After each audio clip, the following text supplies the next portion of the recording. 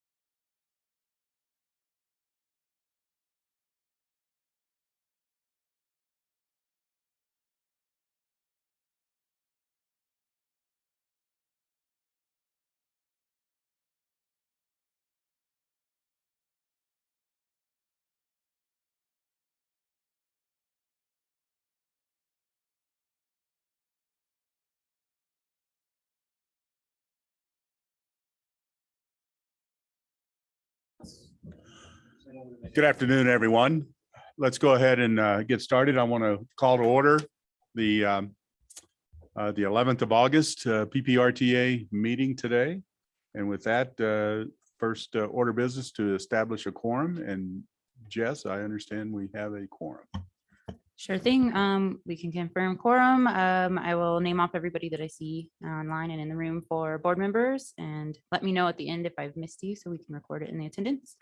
I have Director Holly Williams, Director Gonzalez, Director Geithner, Director Graham, Director Helms, Director Avila, Director Carpenter, Rick Sonnenberg, Bev, Ms. Jennifer Ivey, Mr. Andrew Gunning. Is there any board members that I failed to collect on here? Okay, so with that, we have a quorum. Make sure when making a motion that you state your name clear so that we can catch that for the recording and for the minutes. And if you're speaking in the room, you'll need to turn your microphone on, which is the face, the lines coming off of it. It will light up red. That's how you know your microphone is on. If you can't hear us or anything out in Zoom, send a chat note. We'll try to follow up with you there. Other than that, I turn it back to you, Chair. Thank you very much. And so our second order of business there is to approve the current agenda. Do I have a motion to approve today's agenda? So moved. Commissioner Williams. Do I have a second? This Wayne, second. I have a motion and a second. All in favor with a voice vote, say aye. Aye. All opposed? We have none. The agenda is approved. Next order of business is the public comment period. And so as Jess just mentioned, for those out there that want to make a public comment on items not on the agenda today, do we have anyone online?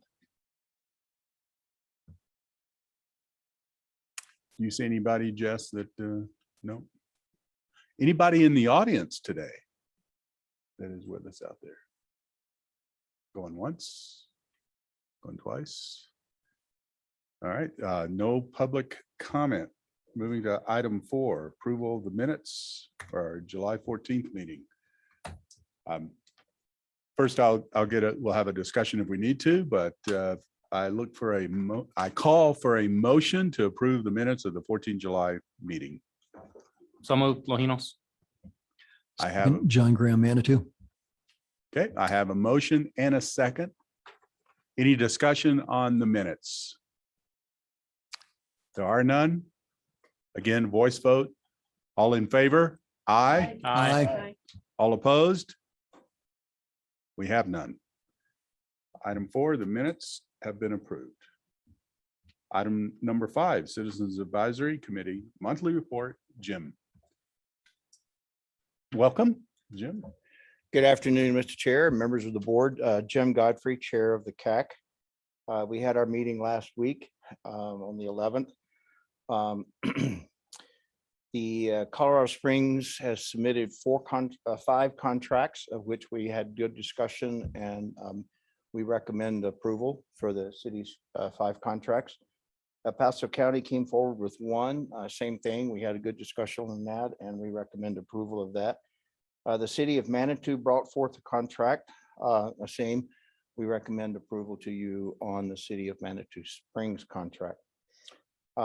We also, Gail shared with us what you all be on your agenda with the great honor of Excellence Award for the Academy Bridge over Cottonwood Creek project. Fantastic project, and so Gail will make that presentation to you. On our agenda item 10, we were originally planned to have a discussion on federal infrastructure spending and the trickle down effect of what's going to happen in Colorado and here. But at the time of our meeting, excuse me, at the time of our meeting, that bill had not passed and we weren't sure what that was. So we didn't have much of a discussion on that. And we thought that in the interest of time, we would just bring that up once we know a little bit more of what's going to trickle down and how it impacts our area. But the reason it doesn't affect what we do at the CAC. But we've experienced where the public doesn't necessarily know what project's funded by where. And so we approach it from a standpoint of being aware of what's going on around us, whether it's 2C or whether it's CDOT or whatever the case was. At least we're aware of it so that when someone asks that question, we can kind of help educate them and set them straight on it. So anyway, I just point that out. We did not have much of a discussion on that. So other than that, I'm answering any questions. Any questions for Jim on the Citizens Advisory Committee monthly report? Thank you. All right. So with that in mind, I call for a motion to approve the Citizens Advisory Committee monthly report. So moved. Seconded, John Graham. I have a motion and I have a second. Is there any discussion about the Citizens Advisory Committee report? I hear none. We will take a voice vote. All in favor, say aye. Aye. Aye. All opposed? None? The motion passes and the Citizens Advisory Committee monthly report is accepted. Next is our financial reports with Ms. Beverly. Good afternoon. First, I'll go over the sales and use tax receipts, and then if we could talk about a second budget amendment, and I'd like to get direction from the board on that. So for June sales and use taxes, we received 13,220,000, which was 3,021,000 above the monthly budget, or 29.6%.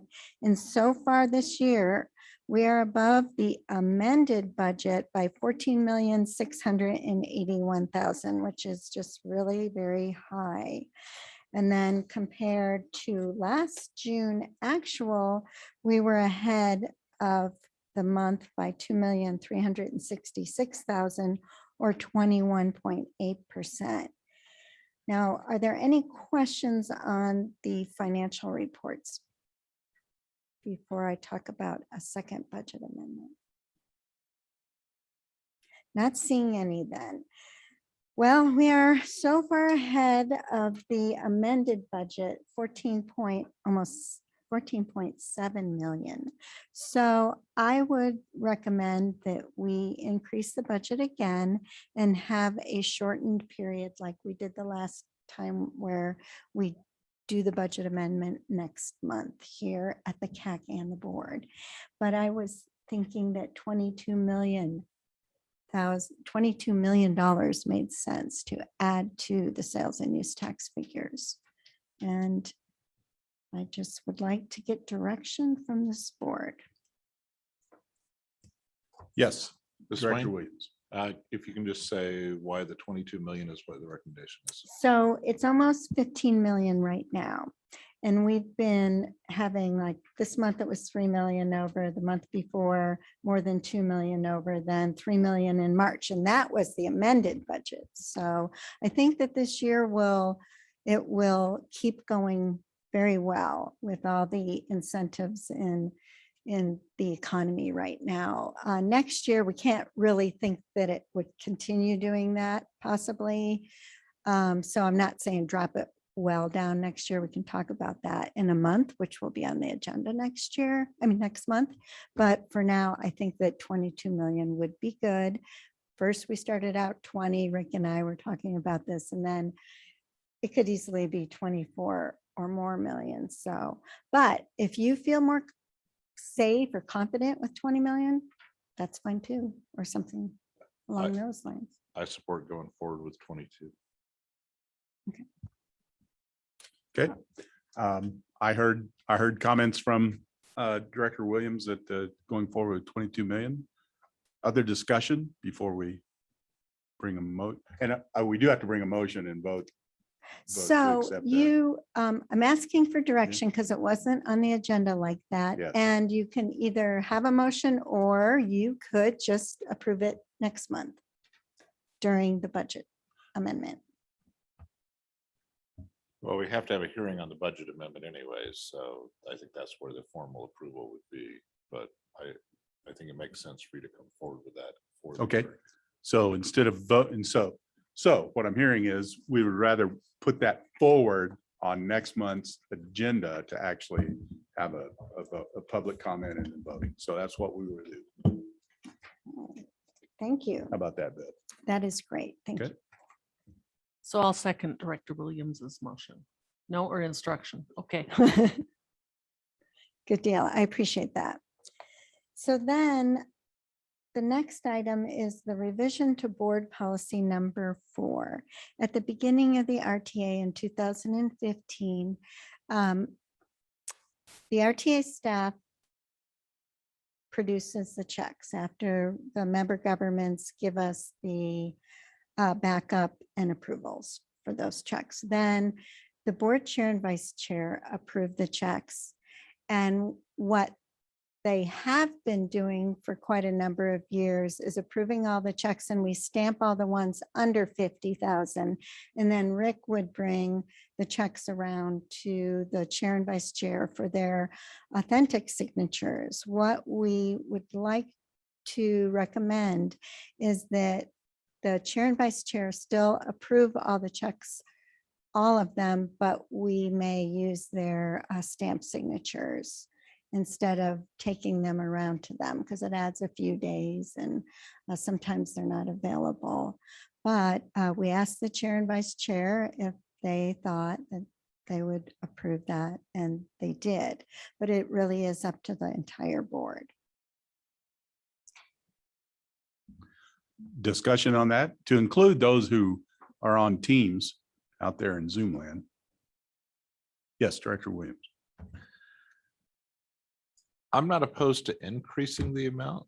I'm just, in terms of a financial check, I think there ought to be some dollar amount at which, and please don't get me wrong when I say this, I am not implying someone would use the stamp inappropriately. But there is a risk if you allow a stamp on a $100 million check to be absurd, that someone could clean out half of the RTA account before we knew it was there. So from I think there ought to be some limit on, someone could break in and to the office here and access the stamp. And so I think there ought to be some limit on that. And I'm not saying it ought not to be increased since it's been around for quite some time. And so Beverly, is there some threshold that is somewhere between infinity and the current limit? There's a lot of room there.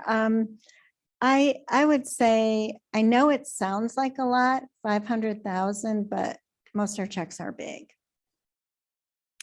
And if I might weigh in, if I am going to drive around to physically catch the chair and the vice chair, which I'm very happy to do, I've been doing that for many years. There's usually only 8 to 12 checks. So if I'm bothering the chair and vice chair for 6 checks instead of 10 checks, then why don't we just leave it alone?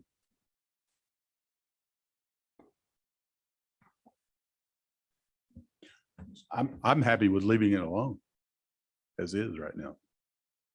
Yes. Just to clarify, when we're talking about this is just an internal policy. There's no check from the bank side, or is there? Because when you say, someone could use the check or, break in and use the stamp and all those things, I guess my kind of thought is, if it's just an internal policy, if they're willing to violate, stealing money, then they're most likely willing to violate the stamp rule. Is kind of my thought process. So I'm not sure if that actually provides any additional benefit, but would happy to hear your thoughts. Well, I presume the bank is aware of what the policy is. They don't have like a stop on the amount. So one of the things that, for the internal control purposes, I don't have the stamps, for instance, because I could write a check and stamp them. So then Rick has the stamps. So that's one of the internal controls. Now, if somebody came in and stole a stamp, I'm uploading every check written into a positive pay program, which means that if we get somebody who tries to cash a check, and you can do it pretty easily these days, you can scan a check, not ours, but you can make up a check with our numbers on it in the barcoding, let's say, and try to cash it. Well, I didn't upload it to positive pay. So it'll send me a notice and say, do you want to approve this check being, going through your account? And then I would say yes or no by looking it up and making sure we actually issued that check. Now that has happened probably about half a dozen times since the RTA started. But we caught them all with that program. So it's really, the internal controls are good here since someone who is actually writing the checks or the AP lady who puts them in, she doesn't have access to any kind of stamp or anything. And the checks are numbered and the sequence is controlled. So that's pretty much what most companies do, and other entities don't run the checks around to folks to sign them. Like the city of Colorado Springs, they have a machine that just runs them all through. I don't know how their approval process is. It might be because they have so many people in their finance department that, you know, they can have some more checks and balances. So it's up to the board. I'm fine. It does add days onto the process. And so we cannot guarantee people anymore that they'll have their checks on Friday all the time if we take them around to the chair and vice chair. Director Guy. I guess I would just, obviously, the approvals happen here. But in terms of providing an extra check, maybe the option is to say, actually create an email trail with the chair and vice chair. Do you authorize the use of this stamp on this check at this? I mean, can we do something? That's what we're doing now. Okay, then I think that I'm comfortable with that, so. Director Williams. So recognizing the need for speed. Could we authorize one of the two being a stamp and the other a signature, which solves the issue of you having to locate two people, both of whom might not be available at the same time? But that would then give you the flexibility, Rick, to find whichever one was available. And then that way you're not having to deal with the need to find two each time. And that would kind of solve my concern of at least having someone live. And then you use the stamp for the other who's given the okay.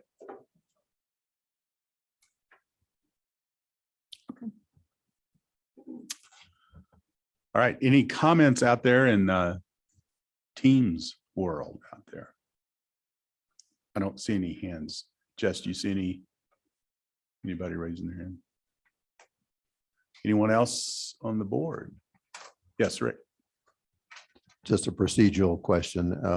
In years past, when the board's amended its policies, the board has liked to see the final wording before it approved it. So that'd be your two choices: is ask the staff to change it from 2 to 1 in the policy and implement that immediately, or bring the final wording back in September. Okay, with that said, I'd like to hear from the board members on exactly that, on the administrative piece. If we want to go to the two-person where one is a stamp, one is a live signature for dollar amount up to what? Well, we'd have to reword the dollar amount. Actually, having heard Rick's comment about it's the same amount of work if it's one check or 8 checks, it's really the two people that causes that. And so I guess in the interest of moving us forward, I would move that we amend the board policy to allow one of the two signatures to be by a stamp. Okay, I hear a motion. Oh, did you second there? Well, I think that's what we currently have. It's just for 50,000 and below, right? That is correct. No, Or so you Stamps. just for all amounts. All checks, currently stamps can be for everything below Below 50,000. Right, so you're talking for all. And Okay. this would say you'd still need at least a live person for stamps above 50 or checks above 50, but you would not need both of them. did we capture that? I can change it without bringing it back again. Because if that's okay, I understand. I'm okay with that. I don't know that I feel like it provides any additional level of security. So in the interest of speed and utilizing, I would still be okay with the two as long as there's a paper trail. I don't feel like it's adding an additional level of security, not to be contrary here. But just as a conversation, do we really feel like that does provide an additional level of security that we need or not? And, or is it not significant enough that we feel like it should slow down the process? I'd just be interested in hearing other comments. I actually think it does. I remember way back when Wayne was board, and I would see Rick at our house every month. Wondering what the heck are you doing here again Every this 2 month? weeks. Or every 2 weeks. So I actually think it does, because I think one time Rick had to come over to my office 3 separate times to get signatures, you know, and it was just because we were in meetings or something. So, but, you know, I think at the end of the day, there's always the risk, but I think I think it does add a little bit of extra security. Any other discussion? Well, do we have a motion? We have a motion on the table that everything below 50,000, we continue with the same policy of being able to stamp them. Above 50,000, we're still going to go with the 2-person rule, meaning 1 stamp and 1 signature. Correct. The 2-person rule Yeah. requires at least one, still the 2-person rule exists, but one of those can be via stamp above 50K. Okay. Do I hear a second, or did I get a second on that? I'll second John Graham. Okay, now the floor is open for further discussion on that. We have a motion and a second.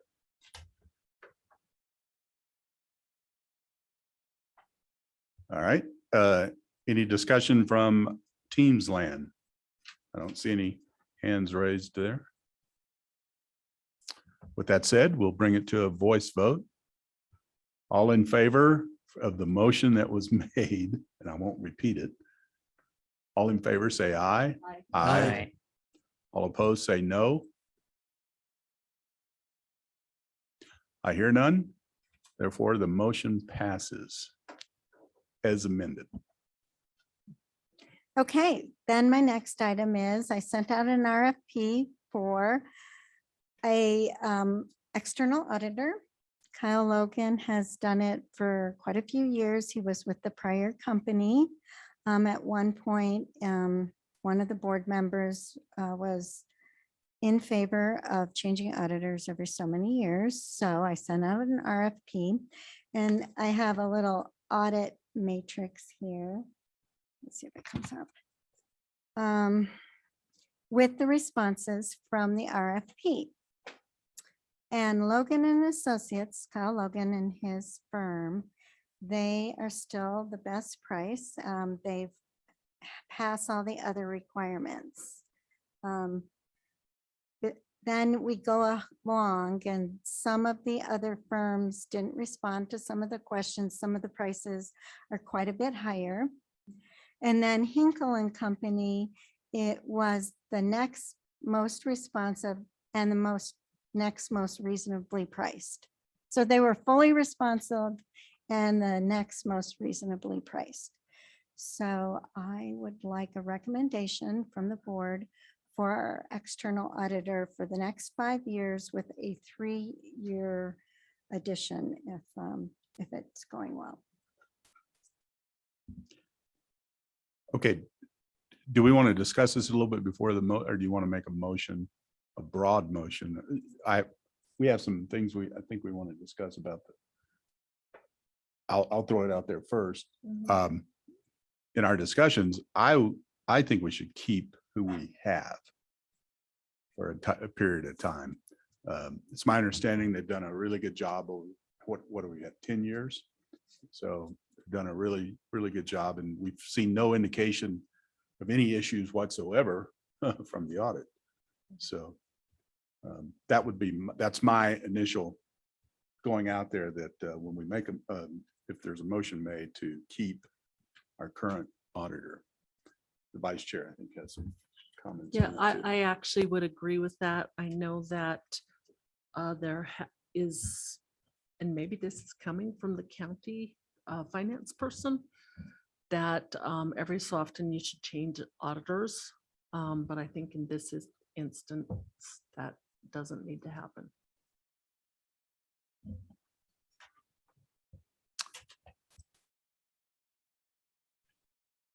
Any other comments out there before we advise or develop a motion?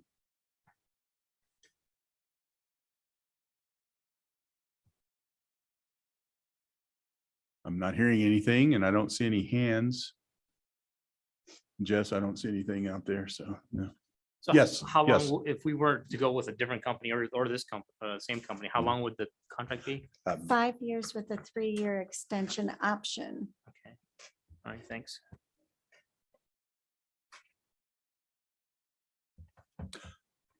All right, yes. How long have we been with this company that we have now that's been doing this? Is this their 5th year? 10. Oh, no, it's more like 10, but So he the- was with the prior auditing firm. If That we was owned changed by it, the something new else. auditor would only be allowed to go 5 years with the 3-year extension. Oh, well, we'd go out for another RFP, Oh, so you okay. could select them again. It's totally up to We the can keep board. selecting them. Okay.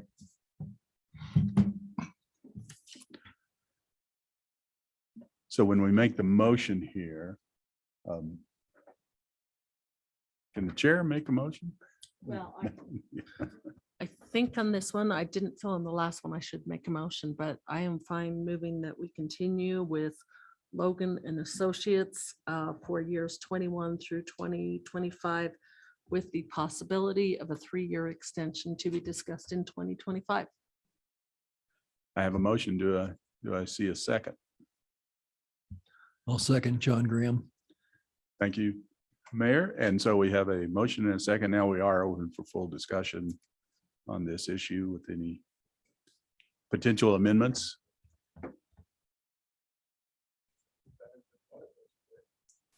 Yeah, yes.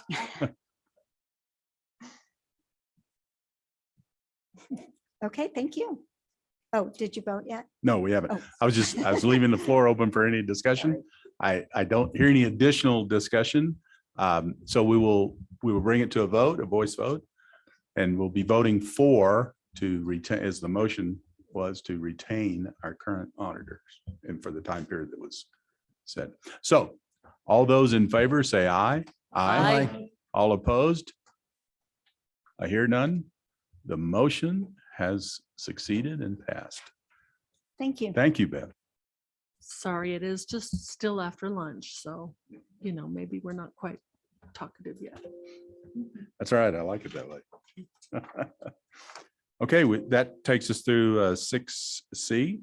And the next is 7 with our capital maintenance and public transportation contracts. First up is City of Colorado Springs. Thank you, Mr. Chair and members of the board. My name is Gail Sturdivant, City Engineer and Deputy Public Works Director for the City of Colorado Springs. The city is pleased to bring 5 contracts for the board's consideration for approval today. I'm going to walk through each of those, and if you have questions at each contract, please just indicate so, and I'll try to answer them or do so at the end. Our Yes. first contract is for an emergency bridge fund work to replace 3 bridges on North Cheyenne Canyon Road. This city was in receipt of a state grant to do design of all 3 bridges and reconstruct 1 bridge. When we went through and did our structural analysis that happened biannually for these particular bridges, realized that there were some major structural deficiencies, and we've actually had to put an emergency bypass in place. Feel like it was important to use emergency bridge funds to go ahead and replace all 3 bridges at the same time. We did go through a competitive invitation for bid process where we had Sante selected as a contractor in the total amount. Oh, sorry, hold on. I did not add the 2 numbers together. I apologize. The portion of the RTA amount would be $2,833,680.90, with the rest coming from that state grant in excess of $1.5 million. We did receive 6 bids for that project. The successful bidder was just below the engineer's estimate, and the top 4 bidders were within 7% of the engineer's estimate. Second contract we're bringing is for the Mark Shuffle Road Extension Process. This is part of an RTA 1 authorization. This was for the bridge that was over Sand Creek. And this is actually a closeout change order, and you can see it's in a deductive amount for $87,467.23. Those funds will go back into that RTA 1 account, and we're hoping to be able to use it on future projects. I will mention Director Williams' question. I think you asked me last year where we have all the RTA 1 money spent. At the time, I told you we would have it spent by the end of the year. Now with funds going back in, and we anticipate developer contributions going back into that fund as well, we see that particular account likely rolling over into next year. I know not the best news, but I figured I'd let you know now so we could talk about it later. All right. Third contract the city is bringing is for advanced traffic products. It went in the amount of $300,000 that would be split over 3 accounts. These funds would be used to buy audible tactile pedestrian signal systems to be installed at our intersections. Our intent is to start systematically retrofitting existing intersections, and then as new intersections go in place, this is going to become our standard install. These funds would give us the ability to improve about 50 intersections over the next year or so. Just to comment on that one, I think, and I may be wrong about this for Director Avila, wasn't that an issue you brought up at one of our city council meetings? I think it was, and how important it was to have the voice piece of that.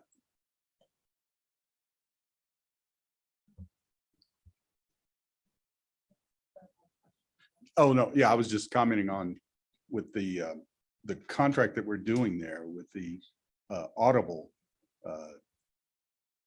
pedestrian signal system. I think I remember you wanting the city to do that, and I think now we're seeing it done. Yeah, I'm real.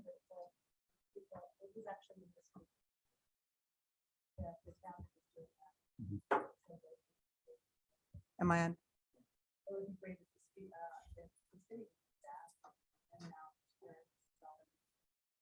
Yep.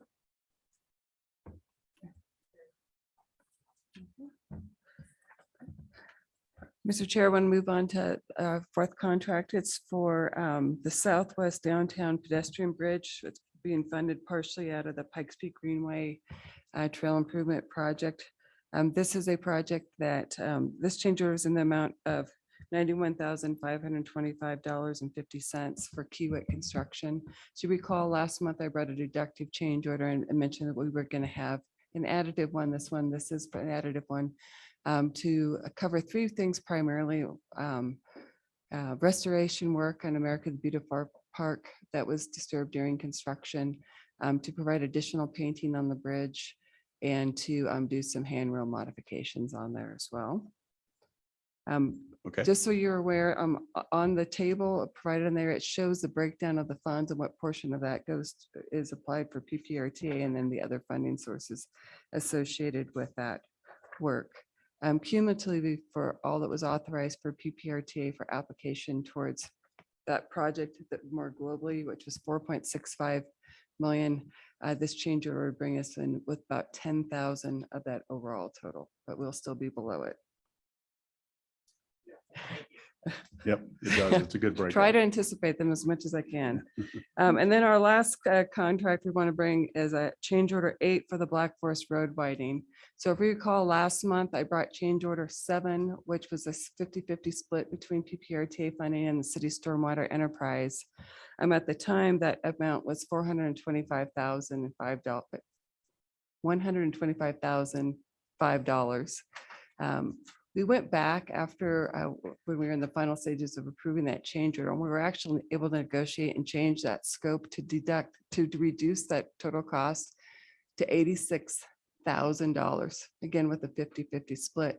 But while doing so, we did need to add some additional scope to AECOM's contract. So what the city is proposing to do is we cancel change order 7. So the money that you'd authorized last time, that essentially would go away. We would have a new change order that would be split between PPRTA and the Stormwater Enterprise. The PPRTA portion would be $105,373. And the portion for the city Stormwater Enterprise would be $43,000. And that would be going to AECOM to continue their efforts on the Black Forest Road project. Oh, yes, Director Williams. I'm gonna, unless there are questions on that, I would move approval of the 5 city contracts. And then I've got a comment, see if I get, after I see if I get a second. I do. So we have a motion to approve. Second. Okay. Open up for discussion. Here's the comment. So if you look at that first project, I know sometimes some of my friends in other jurisdictions have asked about broader categories like bridge replacements. And so this is an example of why a jurisdiction might appropriately want some flexibility. When Pikes Peak RTA2 was put together, the city had no idea that these bridges that are being replaced would have a load reduction from 20 tons down to 4 tons, that we would wind up building an emergency bypass.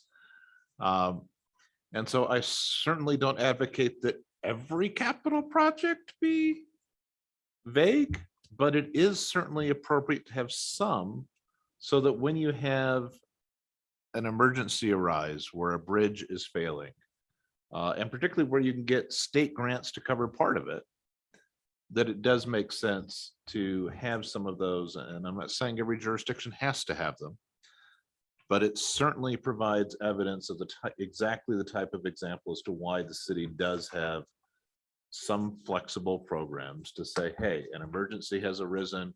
We did not know this was going to be the bridge that fails. And your ability as a jurisdiction to pick which bridge is going to fail in advance is close to nil with some of them. I mean, some of them you can, but I certainly wouldn't want us to be in a situation like Minneapolis was, to cite, I think, a fairly famous example, or where a bridge actually collapses and we had not done proactively, or challenges in Glenwood. Yeah. So I just wanted to, since we've had that discussion before about, is it appropriate? And I know that as we look at Pikes Peak RTA 3, I thought this was a useful example of why indeed it might be appropriate, particularly when you're talking about bridges where you don't know which one's going to reach that load limit now. So that's all I wanted to say. Thank you. I did have a comment too before we voted. Just a quick question, and Gail, you may not be able to answer this, or someone on the board. It was the last one, and I may have mentioned it the last time, the Black Forest Road expansion to 4-lane from Woodman North up to Research. And my question is anything going to go beyond north of Research, headed up towards Old Ranch Road, et cetera? Is that So in the today, future? from PPRT's perspective, the answer is no. I will let you know that we are working twofold with the county on an effort for annexation of Black Forest Road and with the PPRTA project, because if you looked at the right of way, part of it was city, part of it was county. We're going to be taking all that into the city and annexing the road in, at least up to Research. That's going to be done and likely under an MOU in consultation with the cities and counties attorneys' offices. We are actually talking about contemplating annexing that road in all the way up to Old Ranch Road, using funds that are not PPRTA, but including that in this discussion in the MOU. What's going to happen though, are there going to be some triggers with development, particularly on the west side of Black Forest Road? Yes. That's where you're likely going to see some of those improvements come in. But as of right now, it's unanticipated to be an RTA project, at least not under RTA 2. Thank you. Oh, yes. Mr. Chair, I just would Yeah, add that portion is a PPRTA B-list project under RTA 2, and I'm certain that we will continue to look at that project from the city and the county perspective. That area is really growing, and so I do know that we continue to coordinate between the jurisdictions in regards to that area. Great. I'm just trying to, I visualize having been on that road a lot, stopping the 4-lane into a 2-lane, and it creates all the congestion that. Yeah, the that you good can news is imagine. the project is going to go through and build out the entire research intersection. And it will actually, the project, the northern termini will be a Silver Pond Drive, I think it is. It's anyway just to the north of that intersection. So that Okay. at least that whole intersection itself will be built out. So we wanted to come back and do that. Thank you. Rick, That B-list project for Black Forest is research to Wild Ridge. that's pretty far north. Yeah, that's maybe 2 or 3 miles. That's Yeah. north of Shoup. And it needs it. I foresee in the future that it needs to be an emergency project.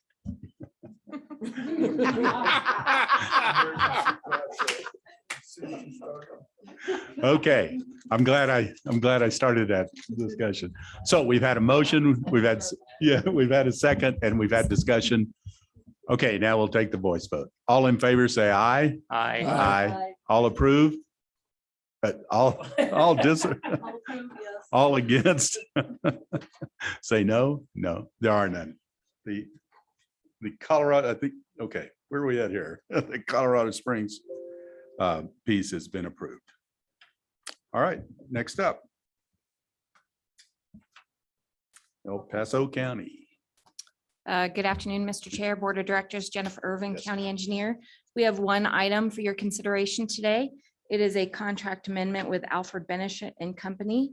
This is the construction management company that is actually overseeing 2 of our projects, and this contract was for 2 projects in the same area. It was for the Meridian McLaughlin Roundabout and the US 24 intersection improvements. We had one construction manager for both those very close projects that were happening at the same time in order to gain efficiencies. Essentially, the Meridian McLaughlin project is substantially complete, and we still have a few items left on that, but we had been very conservative with this contract when we let it. The Meridian US 24 contract is slated to be complete later this year, but when we looked at the allowances for the amount of months, we thought that it might be able to be completed sooner. The contractor still has until the end of the year to complete that work. So when we did the estimate for the construction management and they bid on it, it was really towards August or September. So we are asking for a contract amendment for that allowance of that additional time that the contractor does have in his contract. So we're asking for an additional $283,000 for that. And we are still pending adequate asphalt and oil able to get that project substantially complete this year. So, and if not, we'll be coming back and talking about that further. But we have run into some unexpected conditions on US 24, which is part of the intersection project, and have had to go in and over excavate. That's taken a little bit of extra time as far as construction inspection and testing. But I think the project is making good progress and we're really excited to get it completed. It will really help the Falcon area. I'm available with any questions. Yes, yes, Director Williams. My question is there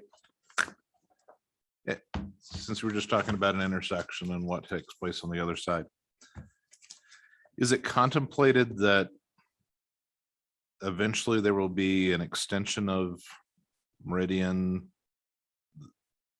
opposite this intersection on the south side in the city of Colorado Springs annexed area, or? So that is actually part of the project. And that was part of the Pprta 1 project, and it was all combined together. So there is a small extension of that. We did coordinate with the city of Colorado Springs during the design. That was really before Gail came on. That portion of Meridian Road is actually in the city of Colorado Springs.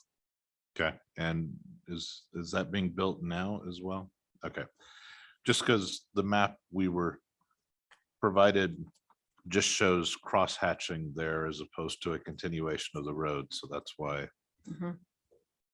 being a representative from that other jurisdiction and the cross hatching, I was wondering if that was actually taking place. Absolutely. And so you'll see on the north side, that was the original 4 lanes that was done by the developer, but not fully completed. And so this will include that intersection. It includes the extension of Meridian Road, and it actually includes a park and ride. That was the federally part of the project that was actually part of the overall Banning Lewis annexation agreement, the original one. So there is a ton of improvements that are located at this one area. Okay, thank you.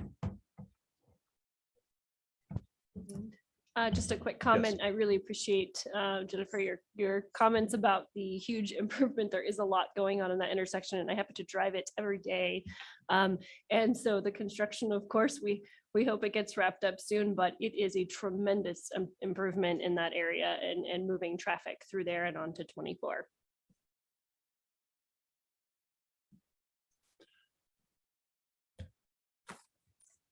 All right, I hear no other discussion on that particular contract. I Move to move approve. approval of this. Oh, I'll second. Oh, is that, okay.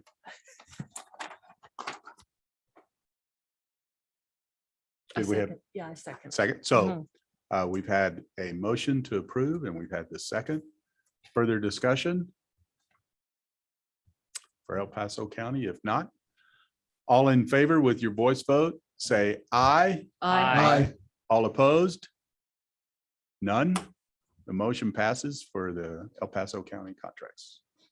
Next up, Manitou Springs. Yes, sir. Good afternoon. Jeff Jones, Public Works Director, Manitou Springs. Good Thank you, afternoon. Mr. Chair and Board of Directors. The effort we're bringing forth today is for milling and paving of 4 of our roads here in Manitou Springs. Manitou Springs will greatly improve the infrastructure here and improve the safety for travel for our residents as well as our guests. We had 4 bidders for this effort, and the winning bidder we chose was for the price of $168,527. And we are asking for concurrence for use of our maintenance money for the improvement of these roadways. And with that, I will take any questions. Any questions? Anyone online with questions? I don't see any. I call for a Ms. motion. Wayne, move approval. Actually, I had a comment. Oh, yes, So Jennifer. If we could just approve this subject to final revisions to the contract. I had been working with Rick and the Manitou staff on some revisions to make it clear that the PPRTA is the paying entity. This is Wayne, move approval with the caveat that Jennifer Ivy just identified. Second, John Graham. We've had a motion with caveats. I'm not sure the right term to add that to the motion. We have a second. Any further discussion? If none, all in favor, say aye. Aye. Aye. All opposed? We have none. Manitou Springs contracts approved. Thanks, sir. Thank you. Thank you, sir. All right, we got through item 7. So we're on to item 8A, City of Colorado Springs Transit Services Monthly Update. Good afternoon. Thank you. I'm Brian Vituli. I'm the Transit Planning Supervisor with Yeah, Mountain Brian. Metropolitan Transit and the City of Colorado Springs with their monthly transit report. So for our fixed route bus services, we provided a little over 188,000 trips in the month of June. So for a while here, we'll be comparing ourselves to June or the months of the previous year, which we all know our ridership was pretty much cut in half. So we are slowly starting to see some riders come back. So we're probably at about 2/3 of our normal trips per day. So that's a good sign. For our ADA paratransit service, Metro Mobility, we provided a little over 8,100 trips for the month of June. So that's up just about 130% from June of 2020. our specialized paratransit taxi choice option. We just reinstated that service in March. So we're starting to see a little bit of ridership on that, and we provided 36 trips, a little over 36 trips for June of 2021. And for our van pool services, we had 8 vans operating in June with 41 active riders, making just about 760 trips for that month. And that's up just about 32% from June of 2020. And finally, at the end of this item, just a project update. We recently approved our fall 2021 service changes. We had a public process where we released our proposal and enabled our customers and the public to comment on the proposal. That was active from June 21st through June 30th. And we still conducted a virtual public process. This is actually the third virtual public process we've had. And we're actually seeing much more attendance and really good questions and a lot of really good feedback. So, going forward, it's kind of something to consider to still provide a virtual option, even if we do go back to in-person public meetings. But we did recommend approval of all of the 5 items that were being proposed. 4 of those, the Route 11 weekend on-time performance improvements, Route 22 and 23 Sunday service edition, and Route 37, that is the new airport Amazon Express service. We're looking to convert that to a full service route. So those 4 items will be implemented on Sunday, September 26th. And the final item is the downtown shuttle that we were proposing to implement next spring, either late April or somewhere around Memorial Day. And the funding for this, thankfully, was provided by the Pprta budget amendment that was approved by you all back in May, and also the American Rescue Plan funds that are enabling us to start the downtown shuttle next year. So I would be glad to answer any questions, but thank you. Thank you, Brian. Floor is open.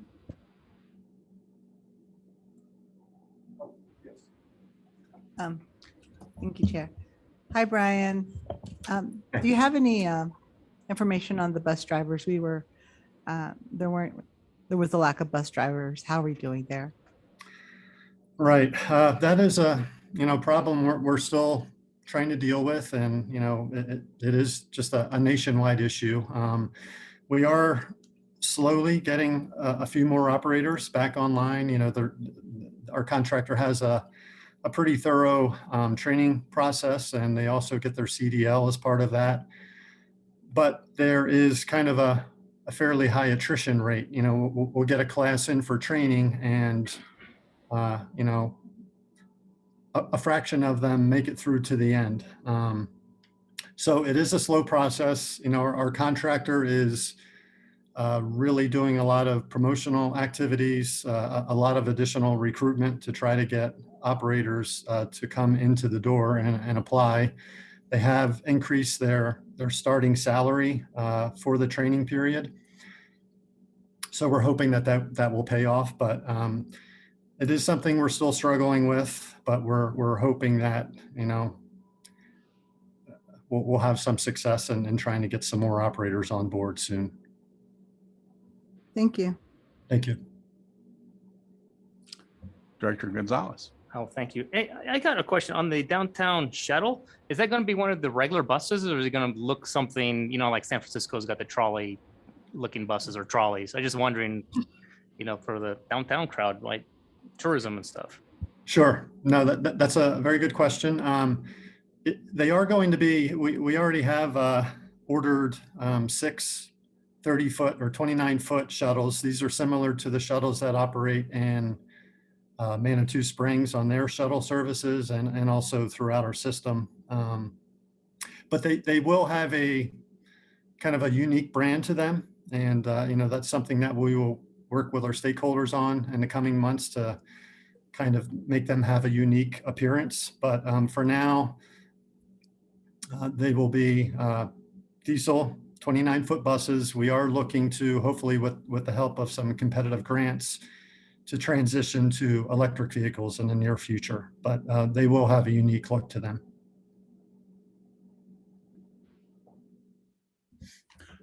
Thank you. All right. Anyone else, either on Teams or inside here? I don't see any. Brian, again, thank you for that presentation. Really appreciate that. Thank you. Thank you very much. All right. Next up, 8B, City of Colorado Springs presentation of the ACEC 2020 Excellence Award. All right. I think, am I the? I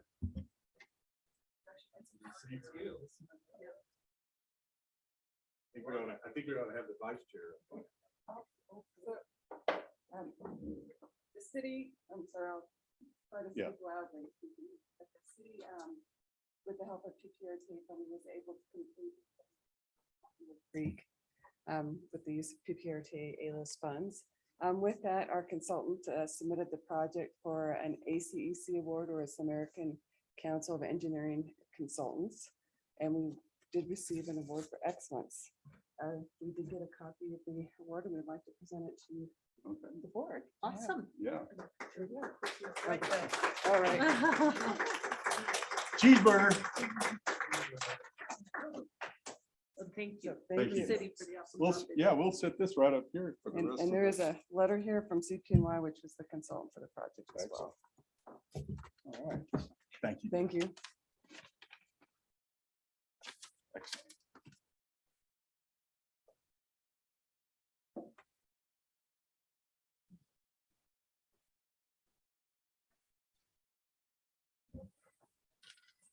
Hey, that was quick and nice. All right, we're moving on to 8C, City of Colorado Springs monthly change order and property acquisition report.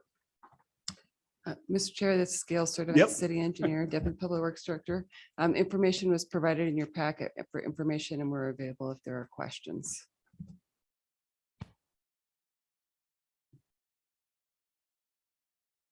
Any observations? I do not see any out there. All right, thank everyone for that. So now I have a couple, I'll just make a couple admin announcements here. So our next issue, of course, is 8 Delta with the Pprta Metrics 3. In our meeting prior to starting today, we talked about hopefully getting through some votes on the Matrix 3 piece, not everything. So we'll do that. And then we move into the executive session closed, just to remind everyone, and we'll, if you're not in here for that, we'll go into executive session and then we'll come out. And then we will bring everybody back in. So with that said, the Pprta Metrics 3, and I think Rick's gonna lead us in that. And nope, Gail's gonna do it again. All You right. guys are going to be sick of me by the end of the day. No way. We like it. All right. So per our discussion last month, I took those 16 items and we had discussed reordering them into 3 categories. As I started going through and doing so, I actually reordered them into 5 categories, and I started with hopefully what would, I perceive to be the easiest through the most difficult. So ones that feel like we've reached consensus both from a staff, CAC, and board standpoint previously. And then we have items where the staff and CAC agreed. We just want to make sure that the board still agrees, and we'll go through discussion there. And then there's ones where the CAC agreed with staff, but had some further discussion that I think it's important for the board to hear. And then we get into a couple items where the staff and CAC disagreed recommendations. And then there are the 2 items that you mentioned, Mr. Chair, that you'll have the closed executive session for. So with that, I would like to just say, get started, I guess, from the top, if that's okay.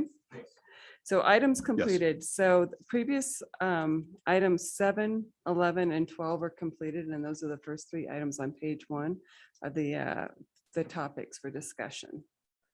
And unless I hear anything, I don't think there's any need to reopen those items. I do have a discussion point though with the board here. So do we want to vote today on those? That's,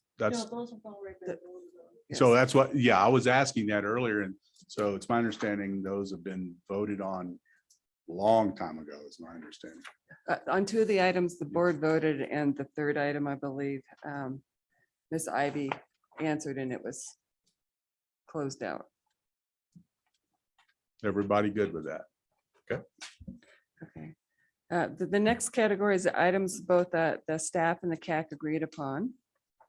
So the new item 4 was previously item 2, and it had to do with the A and B list. The questions were whether or not it was one list, if we had an A list with a B list, if there are additional funding, how it should, and it should be alphabetized, and it should be designated for the year for completion. Staff's recommendation was to have both A and B lists and allow each entity to determine their approach to complete their A list, and that staff would also be developing their project candidates independently. We also recommended that we do not identify a completion date for those A list projects, as revenue will come in after the authorization is ended and construction can linger into subsequent years. The CAC did concur and voted 15-1.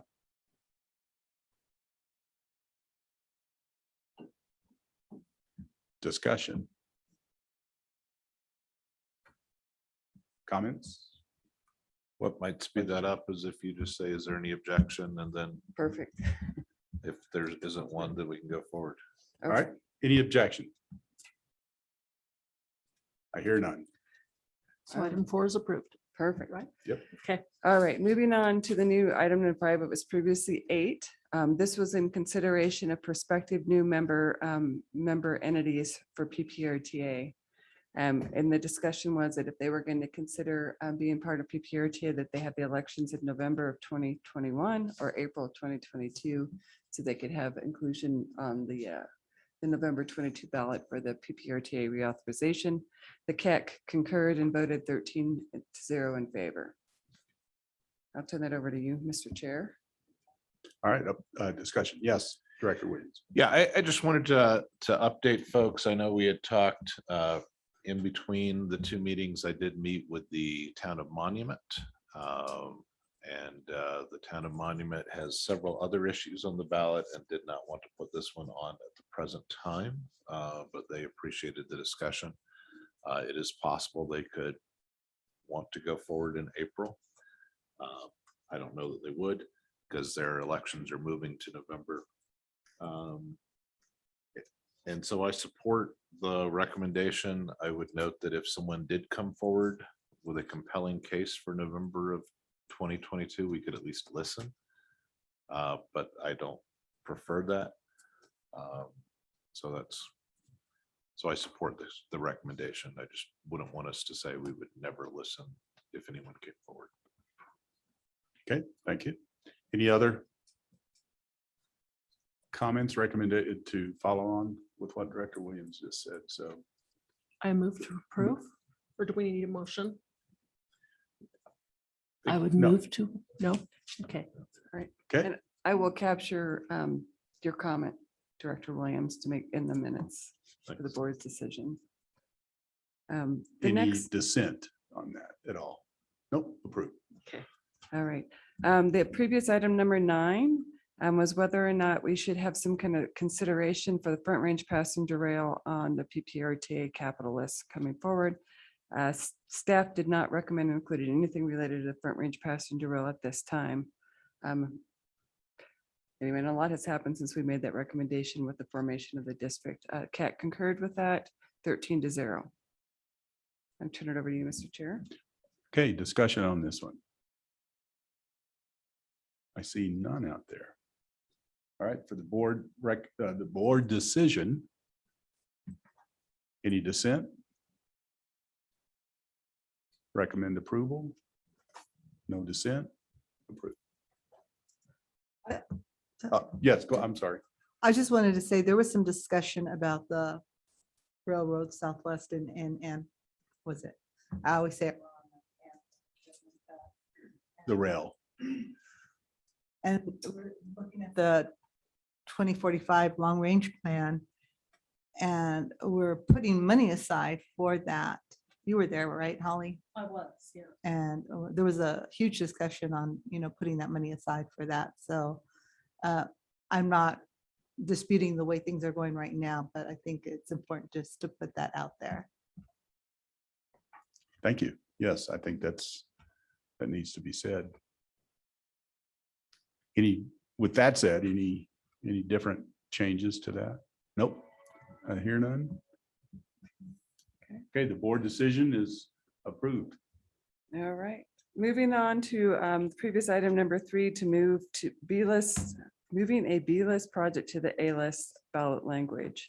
When a B-list receives other funding such as grant or developer contributions, or if circumstances arise that there be a % split, and then the question comes up about a supermajority. I will say that I am going to have to refer to another item that it's going to be coming a little bit later in this response, but staff's recommendation was not to revise the ballot language, and then if grant funding is received, the board can budget the matching funds through a state and federal discretionary grant match program, which we will be discussing here in a little bit further detail. Part 2, we would not recommend making any changes or having a circumstance where if there was some defined percentage of the A list being completed to move to the B list earlier. And the discussion on supermajority vote, I'd like to defer till we get to that question about that program. But in general, if it was an A list project, it was already going to have the match funds. If it was a B list project, we were recommending just a regular vote of the board, majority vote.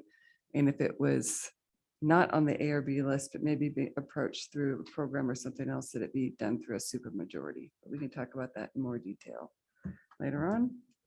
So, Mr. Chair, I'll turn that over to you. And this may be one you want to revisit Yes. later on as well. I was going to say, based upon what I'm seeing here, where the in EB, it's not recommended, and in C, see the response. So discussion on this. Yeah.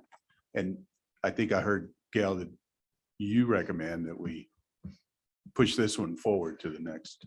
Right. Really, meeting. when we get to the topic where we present in a lot more detail, the discussion about this state and federal discretionary grant match fund, it really answers a lot of these questions. I think the one thing that we distinguish here is that we would not be looking at this as an option to do some kind of match with developer funds. It would just be, we'd just be looking at opportunities with state or federal discretion and grant matches. Director Williams. I guess, let me ask about that last part you just added. So if we are, why shouldn't we agnostically approach where the extra money is coming from? If, in other words, if there is a philanthropist or someone who has their own interest as well, either one. If someone's willing to cover 80% of the cost of a significant road improvement, why would we want to exclude that? In general, as a whole, we're wanting to discourage developers coming to PPRTA and asking PPRTA to pay for what should be developer related costs. Okay. So I think you give a very valid scenario that we may have to consider differently, but in general, we don't want to open PPRTA up as paying for developer responsibilities. Okay. Totally agree with that part. And I'm sorry, can I add? Yeah. And I do think there might be other ways to potentially add on. If you had a case, and I'm just going to throw out a particular, for example, let's say Lyda Hill would like to do some significant improvements, infrastructure improvements to the city. would there be other things that we should be looking at a city to program either through city funds or through PPRT if there's a way to come back for board's consideration? I think that's more of a one-off versus what we would be facing on a day-to-day basis from a developer Okay. ask. Okay. Got it. I would just concur. Well said. And I think, at this point, from the county standpoint, we've been well insulated against that because today we don't have programs. And we have capital projects that are listed projects. So, and those were purposefully chosen by our Board of County Commissioners. And then we also have other opportunities for our developers, if they are overbuilding, the county has a traffic impact fee and program. And so if they do overbuild, there are opportunities for them to recover some of those dollars through that process as well. So I think that there are, in addition to what Gail said, we do have other opportunities that we have built in to encourage our developers to do those kind of improvements. As I remember the entire PPRTA as it was being built, that was a large concern, and that was one of the reasons why we specifically identified and tried to make sure that as we pick projects, those were not ones that were developer responsibility. I will just add, the city also has a cost reimbursement mechanism if a developer were to supersize or overbuild, either cost recovery or in reimbursement provisions within the city code. Thanks. All right. With all that said, oh, I'm sorry, Jennifer. go Sorry, ahead. just to simplify, I always looked at this number 7, previously item 3, as just carte blanche moving from A to B regardless of additional funding sources. So I mean, wouldn't it be appropriate for the board to give a thumbs up that they're not willing to just have a catch-all provision that B and A can be swapped without any additional funding? Because that's a whole separate discussion item. Mhm. So where does that leave us with this item number 7?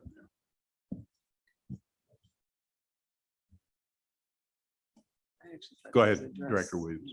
I think at this point we're I think it's simple in- answer to the B list to A list.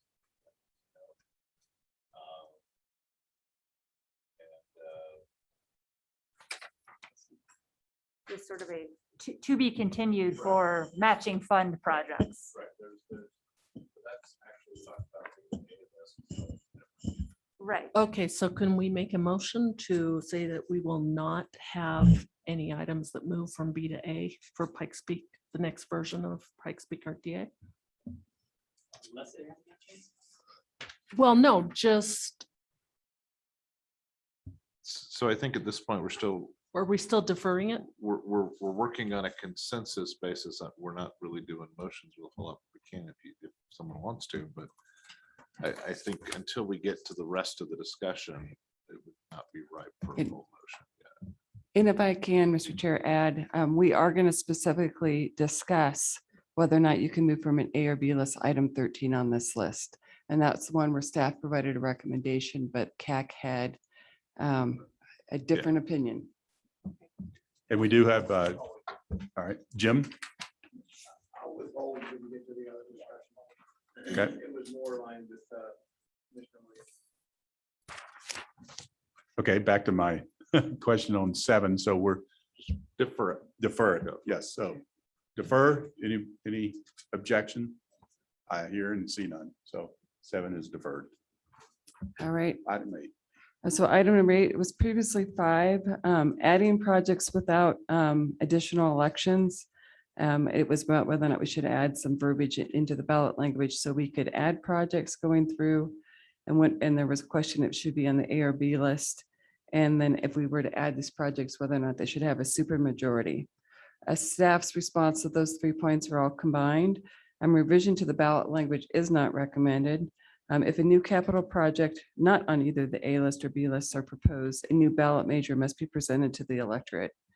I did want to note that some smaller projects such as intersection safety improvements may occur as part of the defined A list programs, and programs are going to be included in the A list. And the CAC concurred with that recommendation 13-0. Okay, so between the staff and the CAC concurring, is there any any dissent among us here on the board? I don't see any online and I don't see any here.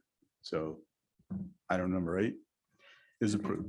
All right, so item number 8 was really more of a statement, maybe as Yeah. opposed to a question that was posed. And it was improved cost estimates for capital projects. So you can see staff put a very lengthy response together for this, and I am not going to bore you with reading it. But I do want to let you know that we are working very hard to improve the methodology for cost estimates. And we are following the regulatory, I shouldn't say regulatory requirements, the standard of care for developing the opinions of probable construction costs in accordance with industry-wide standards. I mentioned very specifically in the memorandum AACE, which is the Association of Estimated Cost Engineering. There are other methodologies that are out there, but in general, when you're going through this large strategic plan development, really of what you want to propose, when you go through and do this, you base this on what you know on your defined scope and what you know is your defined risk and the regulatory requirements at the time. And you can put a parametric estimate together for that. But it is very well noted that without anything changing from that bubble you're in when you go through and do that, that it is still parametric. And then when you, as the owner, have 80% confidence, that can still range from being, your actual cost could be 50% less, or it could be twice as much. So, and I think unfortunately you guys have experienced more on the twice as much side, plus regulatory requirements and growth. So you've got to remember, we are planning 12 to 14 years in advance and things that are going to be at the end of PPRTA. So we are trying to put some methodologies in place. So we're getting the best information available upfront. I know from a city standpoint, I don't want to speak for the county on this, but we are also trying to look at even what an initial program could look like, or picking either that mid-year and that 10-year authorization to account for some of the escalation. I will also mention too, the other thing that, again, I'm speaking for the city standpoint, so if Jennifer wants to add on to this, but we've just been talking about construction costs.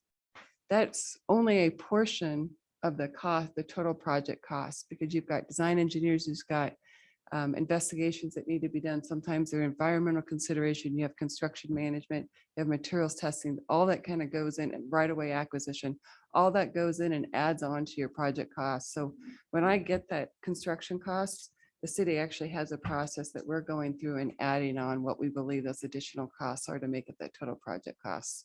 So when we're evaluating, I'm actually looking at 2 financial numbers, what the anticipated construction cost is and the total project costs. I don't know if you wanted to add anything. It's a pretty similar process from the city and the county. I don't really have anything to add, but we are pretty consistent in how we approach projects. Most of the projects that we do, do add all those additional things on. The other thing I'd say is that, an example of what happened that had nothing to do with some of those items that Gail discussed is that, about 5 to 7 years ago, the CDOT actually injected a ton of money into the construction market. And as a result of that, our construction costs actually went up. So those are examples of, unintended consequences of adding additional funds. And I think that we're going to be seeing that as well. And this is kind of an unprecedented time for these construction costs as well. We are seeing significant increases across the board. And so we are just doing our absolute best to provide the best cost estimates, because Gail and I don't want to be back here sitting explaining why something costs 2 to 3 times more. So. And I will add to, I know Jennifer just discussed the influx of costs and the changes in the construction pricing. We also have regulatory requirements that come in that we don't know when we are putting those estimates together. Perfect example in the city was the changes to the stormwater regulations, which add some costs. We have a couple of things that are looming out there that we know are out there, but we don't know what the impact's going to be right now. And one is how we address PFAS, or the forever chemical and dewatering. And then we have greenhouse gases, which I know we've had a lot of discussion on that recently, but those are 2 things that have the potential of significantly impacting the cost for our projects. And we're trying to plan for those as best we can, but it's hard to have a crystal ball on some of those items right now. I will say this was more for a discussion, I think. I don't know that there was really a question answer, but the CAC did concur with our response 13-0. Right, I see that. So any objections to approving? Okay. Item number 9 is approved. All right. Item number 10. And those of you, there are a couple new folks on the board. I'll try to summarize this and I'm actually going to supplement this with some future discussion and direction I think we'd like to get from the board. But we did start off with, we've put together 4 models thus far on projections for PPRTA revenue projections for 3. So for between 2025 and 234. They were all conservative and they kind of escalated from the most conservative up, but still our 4th one is still relatively conservative and they have some flexibility and adaptability on there. I would say that we, in addition to picking, and I will come back and revisit this, but in addition to setting basically that upper threshold for the 10 years, we also want to put in some place and have some discussion board to make sure you're aware that we think it's important to put some other planning guidelines in place when we go through and select projects. And I think we talked about this a little bit last time. So for example, city and the county, you know, being the larger jurisdictions, we do have a fair amount of the allocation of that money. And then we have our 3 other member governments, so it's smaller and their overall allocation in particular, when I talk about capital projects, is relatively small. And we think it's important for those smaller jurisdictions to bring those projects forward and take a look and see what those costs are and how they fit into it. And then the city and county take a look at their project list, and the city and county use basically a 75% threshold of what we think our projected revenue is for planning. So it gives us some, it's basically a built-in contingency for some of those unknown items that Jennifer and I talked about. It also, you know, if there was bad cost estimating, or if there was some need to make some minor modifications of the scope of the project, it gives us some flexibility in there. And it also gives us the ability to get to the B list and have the board come back and reprioritize items that are on the B list in those future years. You know, here we again, planning 12 to 14 years in advance. And there's going to be a lot more projects, I think, on the B list and the A list, and the priorities and needs of the community are going to change over the authorization. So anyway, those are just some guidelines. We'd like to make sure that you know that that's what we're planning on doing. And if you have additional guidance on that, I would say, kind of going back to the revenue projections, again, I mentioned they're conservative, but it is going to be important for us here in the very near future to pick what that planning number, the big planning number, is going to be. So as we take the 55% of that number that goes towards capital projects and look to know what the city and county should be looking at budgeting, and for all the jurisdictions, but for us, because we want to have that artificial threshold to kind of make sure we're planning appropriately, that's going to be important to do so in the near future. Those of you who are new, I did a large presentation on this revenue projections in the past. There's just a summation here in the sheet, but if you'd like to have more discussion on that, I think it's open. Yeah, let's discuss this a little bit. Where do we want to go as far as item number 10? Well, Director Williams.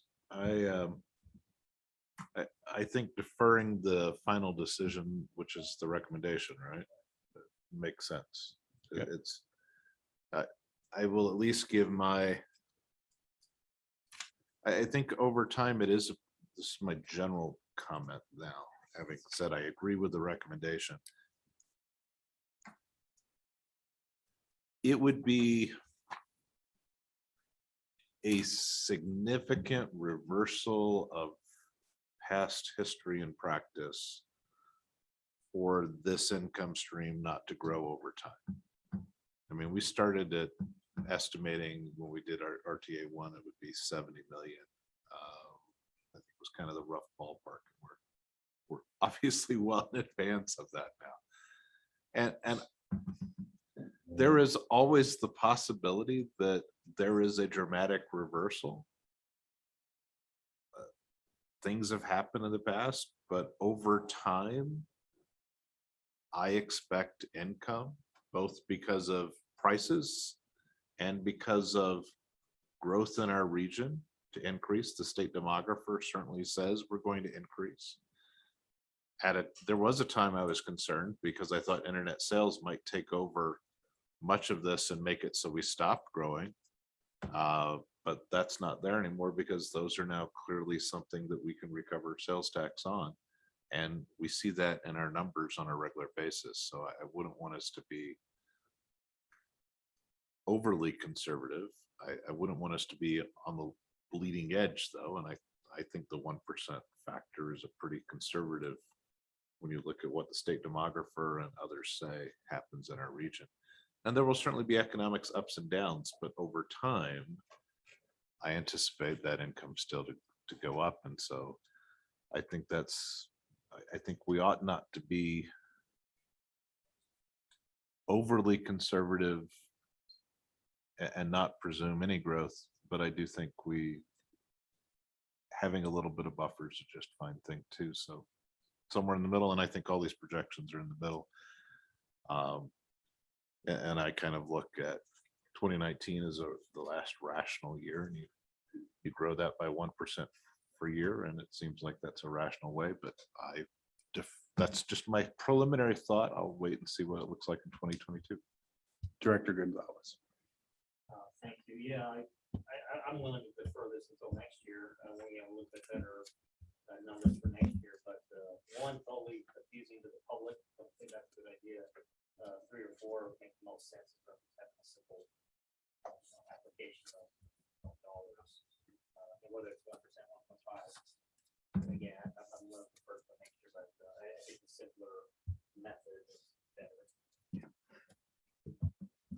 All right, you brought up a great question, deferring, what time frame, Gail? But 2 points, yes, so that was going to make sure. So we would like to have what our planning number is in November or December. I think December is kind of then because we really need to start looking at the list and massaging and going back and meeting with City Council on CTAB and the HAC and the Board of County Commissioners and making sure what we're bringing forward is what we want. And so we kind of need to know where that threshold is going to be. I would say, as Director Gonzalez was just mentioning, personally, I think the city is leaning towards option 4 because if you go back and look, it's base year 19. And even though we've had some unprecedented growth and revenue in the last couple of years, we've also had some artificial impacts to the economy in 20 and in 21 thus far. And so if you go back to look what was normal times, I guess beforehand with a more consistent history to base your growth on, that we would look at 2019 right now. And it would give us some more flexibility too, if there was an economic downturn as well, as opposed to coming with the future numbers. But we would take the direction from the board if there's other scenarios you'd like us to put together. Director Williams. Okay, so when it says staff recommends deferring a final recommendation till mid-2022, you're changing that and say you now want it sooner? Yeah. I'm looking at the last Yes. paragraph here. Well, so the answer is yes. The reality is, as the board, you can defer to that point. Okay. From a planning standpoint, what we want is some guidance in which your first blush is, and as these lists come about, again, yeah, City Council may say, well, we want to squeak this one in, and the Board of County Commission says we want to squeak this project in. We're going to be coming back, and so there might be some back and forth a little bit as we finalize this list, and we are going to have some flexibility, but we do want to make sure we know kind of where we're starting by the end of the year if possible. So okay, but I just need to clarify, since what I heard from your mouth is different from what I. Yes. Well, you got to remember, I wrote this a while ago. Well, and I would add that we've had some meetings since, and we're trying to make sure that we Okay. talk about our joint projects and get there. Totally agree Yep. that time frame makes sense. I'm Absolutely. willing to defer. I agree with you. I like scenario 4. I would, is there agreement on scenario 4? If there is, I think we should just move it today. Otherwise, I would say let's set it for the November agenda to make a final decision. I have no objections to item number 4. Me neither. Oh, sorry. Let's go with item 4 unless you come back and say there's an issue with it. Sounds acceptable. Thank you. We appreciate it. All My right. staff will especially appreciate And it. I think everyone's staff's going to appreciate it, actually. All right. So now we get to start down the fun path of Yeah. some dissent from staff recommendations. Can I say something first, Yes, Gail? absolutely. Logistically, we need to be, we're gonna stop at 3:30, which is roughly 25 minutes from now with the Matrix 3, only because the time it's gonna take to get into the closed session. Any items we don't get to before 3:30, because we're gonna take a little bit of a break between the finishing here.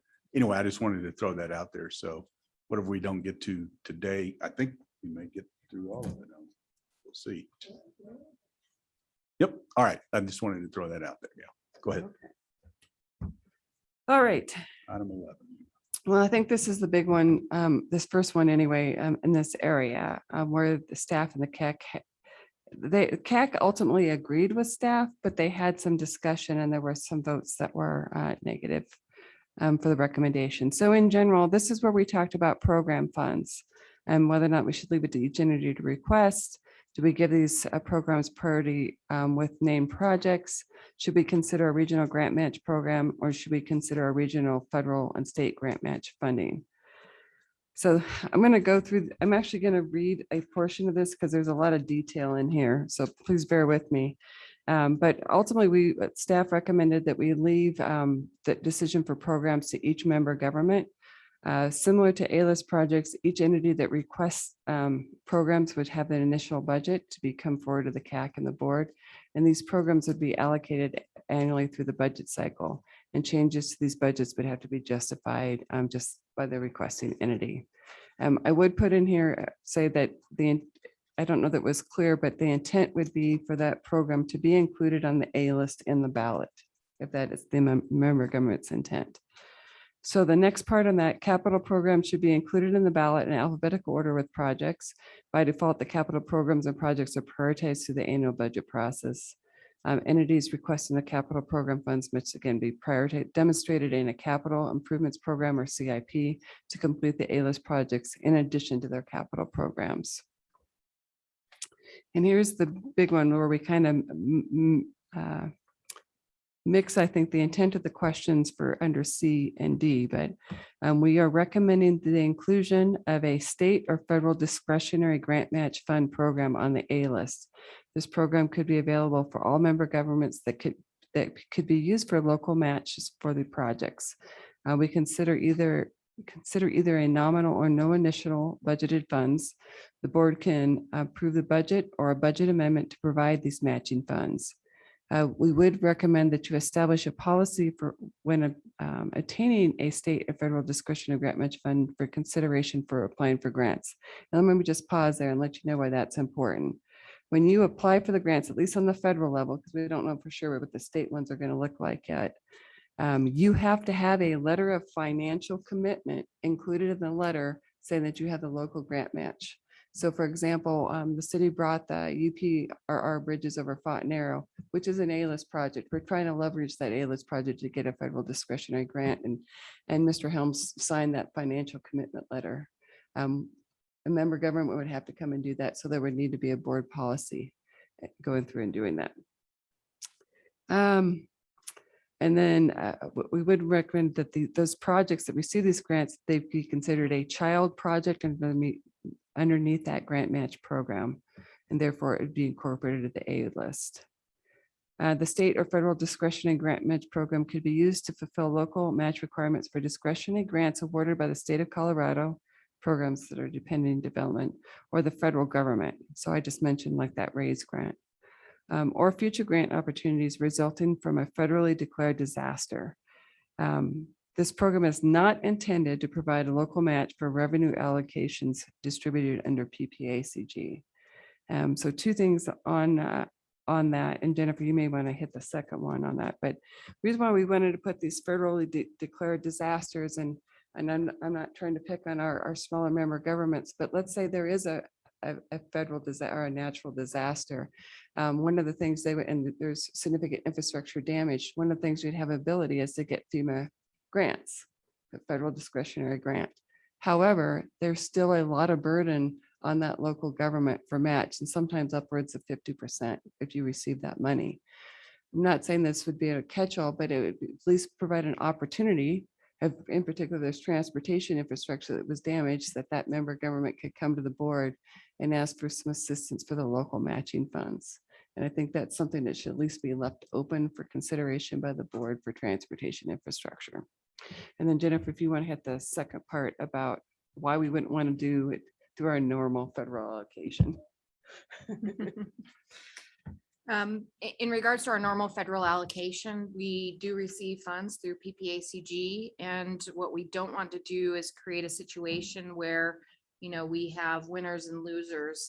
As we look at that, we typically look at our normal allocation for that. And what we don't want to do is tip the scales for other member governments that are there at PPACG sitting at the table, because there are member governments that are not members of PPRTA.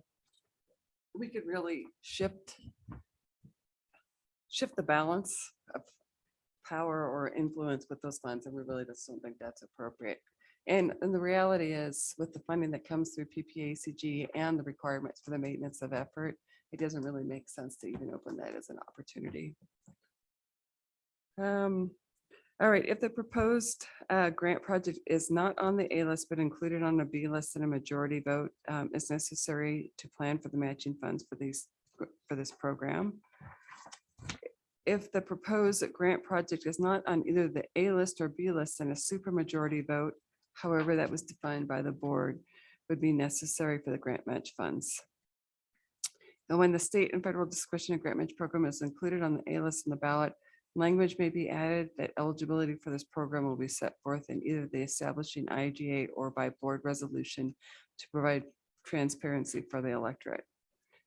And the fourth part of that is a separate CDOT companion project program is not recommended. However, member governments could use other programs if available or relevant to partner with CDOT or other entities to incorporate betterments deemed appropriate for the jurisdiction with a project led by CDOT or another entity.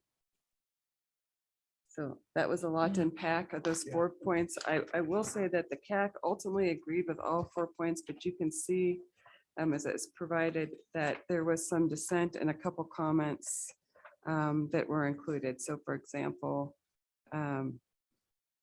and item A, it was 13-2. Item B, it was unanimously agreed upon 15-0. Item C was 13-2, and item D was 14-1, where a few CAC members were not in favor of program funds, and they were concerned that it could be perceived as slush funds.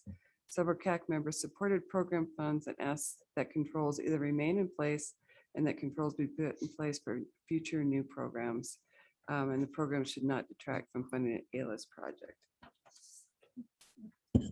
So, Mr. Chairman, as we go through and consider this, can I ask that we consider A and then B first, and then maybe talk about C separately? I think that would, so we don't get our topics mixed up. So the A one is to leave the opportunity for each entity to request A-list program funds. And just anyone comments on that? I think we have Colorado Springs still wants to do it. And Green Mountain Falls, is that what you told me, Andy? Or Rick? Green Mountain Falls? Okay, and I don't know what Manitou plans to do, or the county. I think Manitou would be comfortable with this. Okay. I'm not sure what that means. So just more of The program funds were things like the Pikes Peak Greenway, the emergency bridge fund. I think the emergency bridge fund is a really useful one. Well, and frankly, I think Rama's sole capital project was road improvements or some very general statement, because that fit what their need was. So I'm okay with it. I would encourage member entities to still include actual listed capital projects, but I do think having a portion going to it, and I think it's the right approach, which is if you're going to be outside the budget, you need to be able to justify that, because otherwise you could eat up the entire amount without that. So that's an important caveat. And so That was A and B together. I think you said A and B first. Yep. capital programs in alphabetical order with the projects. And they're prioritized through the annual budget process. So yeah, everybody's okay with A and B? No objections. Okay. All right. And then you wanted to do C next. itself. Yes. So, on the state or federal discretionary grant match fund program, I think we have to be careful with that one because of what happened with the toll road in Douglas County. And so I don't know how you word that on the ballot, where you say, okay, it could be a state or federal discretionary grant match fund program for only A list projects or for A and B list projects. I don't know if the voters are going to fuss about the toll road again when if as CDOT starts to come forward with more toll roads, which they will. Yes, Director Williams. So let me throw out something very specific. Let's say that CDOT is going forward with a funding opportunity. And for those who haven't looked at the I-25 environmental assessment, the fourth lane in each direction downtown, and I forget, I think it's something like Academy to Circle or something like that, is in the environmental assessment that's cleared, provides that it is to be an HUTF lane. High occupancy vehicle or toll or bus, but that is exactly what is environmentally cleared in our community. And so I would not want to say that that project, which is probably fairly critical going forward for our community, is prohibited from using this. And so I recognize that's a concern, that the way the process worked last time was not ideal. But in this case, this is not something secret or hidden. It's been in our environmental assessment for 15 years or so. And it's on the 10-year list for funding. And so absolutely, there is a possibility that we may want to come in for funding and say, hey, CDOT will give this to us if we can come up with a 5% local match. And do we want to put a fourth lane on I-25? And that may be something the RTA could provide that match for. So I wouldn't want to prohibit that. I'm not enamored with what was done in the gap. Wasn't in charge then. Most of the people here weren't. But I would say that I wouldn't want to preclude that because that could very well be a massive project with tens of millions of dollars from CDOT that we would want to access, that might involve indeed an option for those who don't have the requisite number of passengers to be able to use the lane for toll.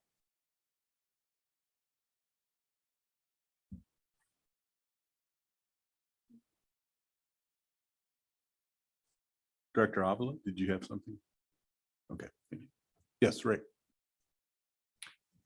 Just a clarification, I think my initial thought about this is that it would have $0 in it until and unless a supporting member government wanted to use some of their capital or maintenance share, capital only, share to put into this budgeted on an annual basis.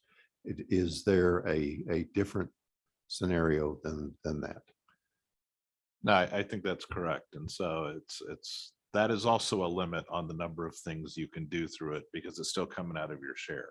And so that puts a responsibility on the member government as well as the RTA. And if the member government doesn't want it to come out of their share, then leave us alone as an entity. So I agree.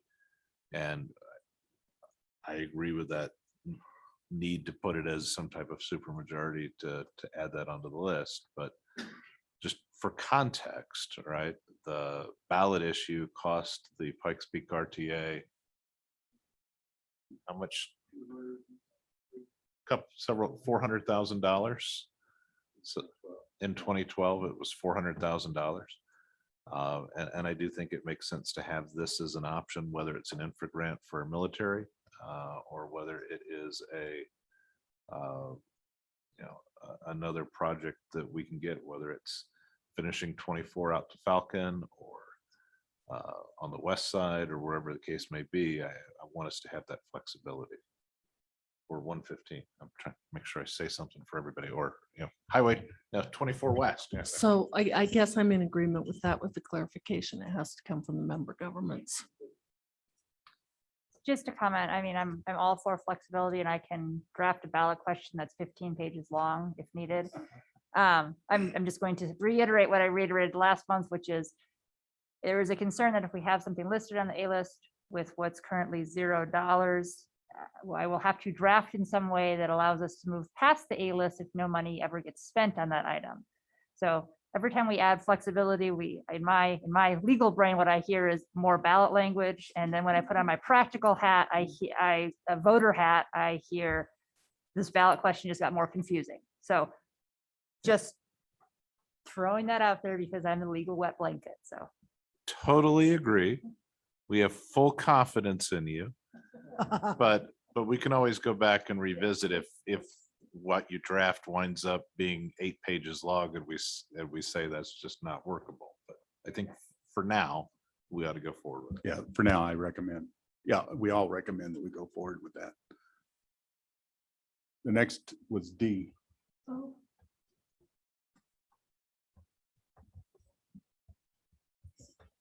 I would say no on B, a separate companion program, since it hasn't been recommended.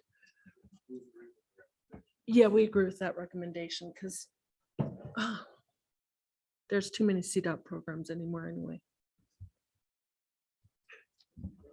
Anybody else on that? We agree not to recommend on that. We agree with your recommendation not to recommend. How about that? Hey, that takes us to item 12. So just to clarify, Yeah. the board right now, you're agreeing with items A, B, C, and D right now. Yep. Correct. Yes. All right, excellent. Thank you. Just move this- All right. I'm hoping this next one will go relatively quickly. It was about adding midstream capital projects that a member government join. And we're hesitant to change the ballot language now and felt like that if a member government decided to join mid authorization, that we address that question, what should that happen at that time? And I think we would need to know more to even give a response and a strategy on that item. I'm CAC, 101% in agreement. Anyone else? Yes. Can I just ask for discussion? Because I had never thought of Yes. this till I actually read this. You could stick in the B list, not the A list, a additional member government project. And you could, because it is possible over the next 10 years. Otherwise, we're saying they've got to wait 10 years. This would allow someone to come in and say the 5-year range and say, hey, I'd like to join and this is my little project I want. You could do that. I'm not sure we should. I saw when it said A or B, I said, oh, that throws something out. I'm not saying we should do that. It's just right, an option. right. And you gotta remember though, if you put it on the B list, you couldn't get it until the A list was complete, right? That is the penalty for not trying to get you right. I mean, there was some discussion with the CAC that if a member government was to join, that we delay having an A-list project for them for a year or two. But again, I think that all needs to be contemplated when a member government approaches PPRTA and see what makes sense for them and for the. Well, except you can't add it to the B list without a vote of the people. So if you're gonna have that discussion, then you're talking about $400,000 to stick it on the ballot. And at that point, my interest in adding Palmer Lake or Woodland Park or Monument is very nil. But so that's why I guess if there was a way to add something in the B list that was simple and didn't require a lot of ballot language. Because this board ultimately decides whether to move something up. but it I would at think that least- was the easy, this would be the easiest one to draft in of everything I've heard, so. I don't know. It's just, we have current leadership in certain communities that may not be interested, but that leadership could change over the next few years. And there are at least two entities that probably have a significant amount of retail where they would actually be beneficial for the rest of us for them to join. There's also the possibility someone could incorporate. And so take if Falcon were to incorporate and they wanted to join, we may want to have a process whereby they could do that. Albeit we'll still collect the sales tax from them regardless of whether they incorporate or not and whether they join or not because of the past court decision. But I don't know. I think maybe sticking a B-list project on there might give us some flexibility, but I don't know if that's what we want to do. So that's why I throw it out. And I don't know if CAC might want to visit that and look at that specifically of a B-list option for someone who wants to join. I don't know, maybe you already did. Can you do it in 2 lines or less? Yes. Okay, Jennifer says yes. go ahead, Commissioner. If it's that simple, then maybe I don't have any issues. I mean, that's the reason we've been for a year talking to all the other municipalities. So they're very specific to give them lots of time, options and ideas to join or not join. So I don't want to, again, add more language. It sounds like it might be pretty easier than the other ones we're doing, but that's why we've been talking to them for a year and meeting with them one-on-one, met with them one-on-one as well to give them these ideas so that they decide or not. And if they don't, they know they're just going to get maintenance funds. So, so I'm not that, I mean, I guess I'm open if it's easy, but I'm not really that open.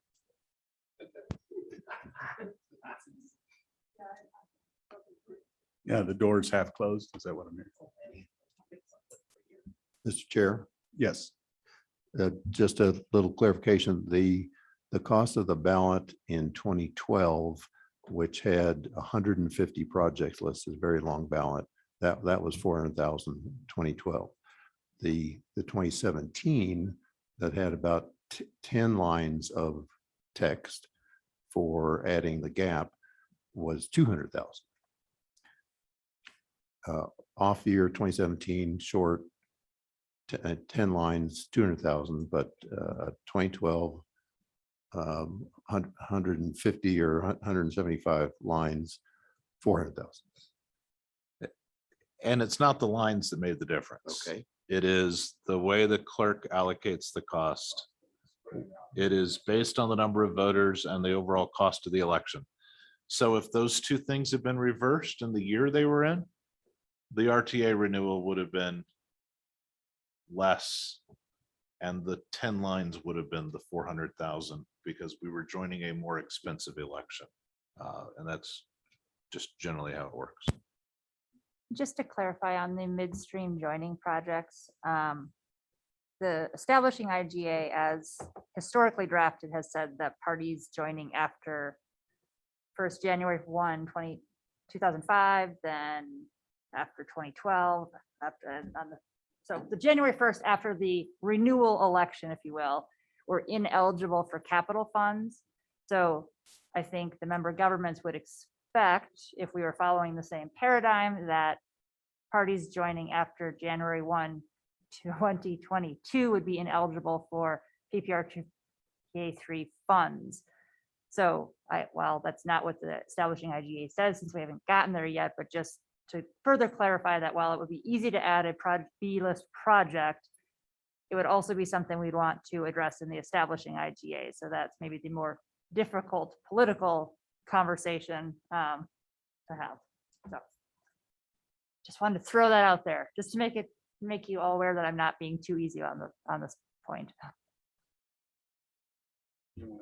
Then I'm not sure I want to go forward with it if it complicates the IGA process.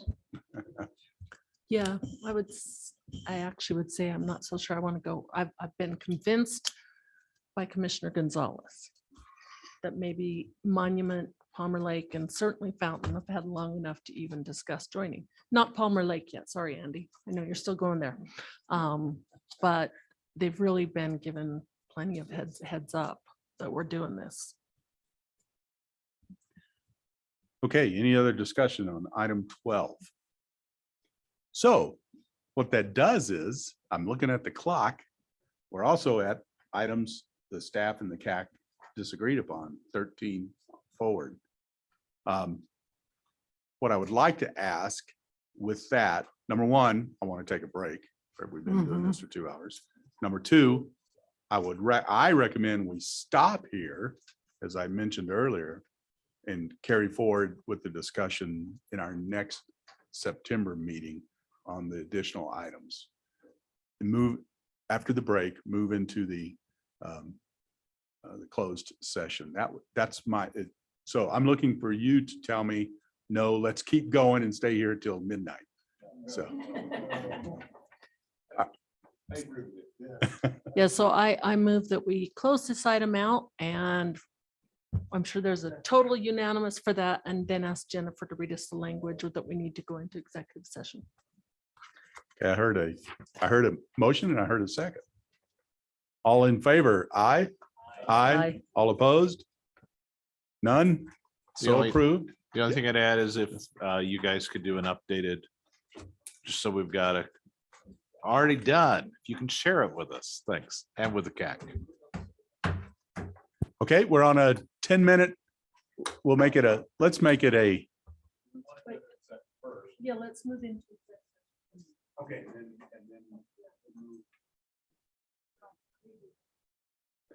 Okay, yes, to move into the exec session, I think, who's reading, is it? Sure, I'll read it. An executive session pursuant to sections 24-6-402-4B CRS for the purpose of receiving legal advice on specific land questions regarding the third amended and restated intergovernmental agreement among El Paso County, Colorado, the city of Colorado Springs, the city of Manitou Springs, the town of Green Mountain Falls, the town of Rama, regarding the Pikes Peak Rural Transportation Authority establishing IGA, composition of board, and board member voting. And B, Avery Asphalt Inc. et al. Bankruptcy case, Mr. Chair, for the purposes of, as stated in what I just read, I move we go into executive session. Do I hear a second? Second. I have a motion and a second. All in favor? Aye. All opposed? None. We are in executive session. Thank you. And we're on a break.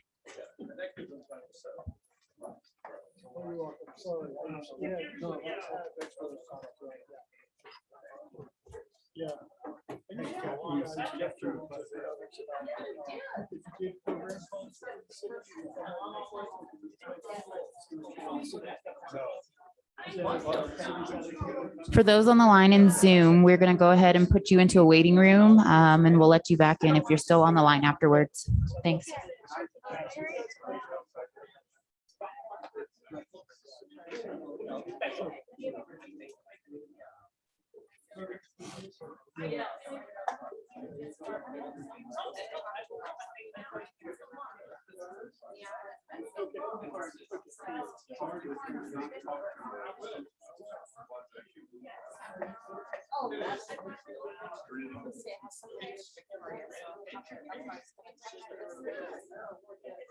But that would be free. Great. We had a motion and a second to come out of executive session. Just for the record, during executive session, we did not make a recording because legal advice was provided to the board. So subject to state statute, no recording was required. That's a great question. I made the motion and John made the second. Now you just need to vote. Okay, Just the vote to come out. Yes. Okay. Aye. Aye. All opposed? None. So approved. We are legally out of the executive session. Yes, Mr. I would Yes, move that Director. under the common interest doctrine, our council be authorized to share and discuss legal memoranda and related discussions with the city or town attorneys of the member entities.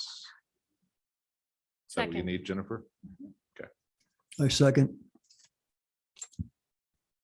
So I heard a motion and I think Kari got the first second over you there, Mayor. Sorry about that.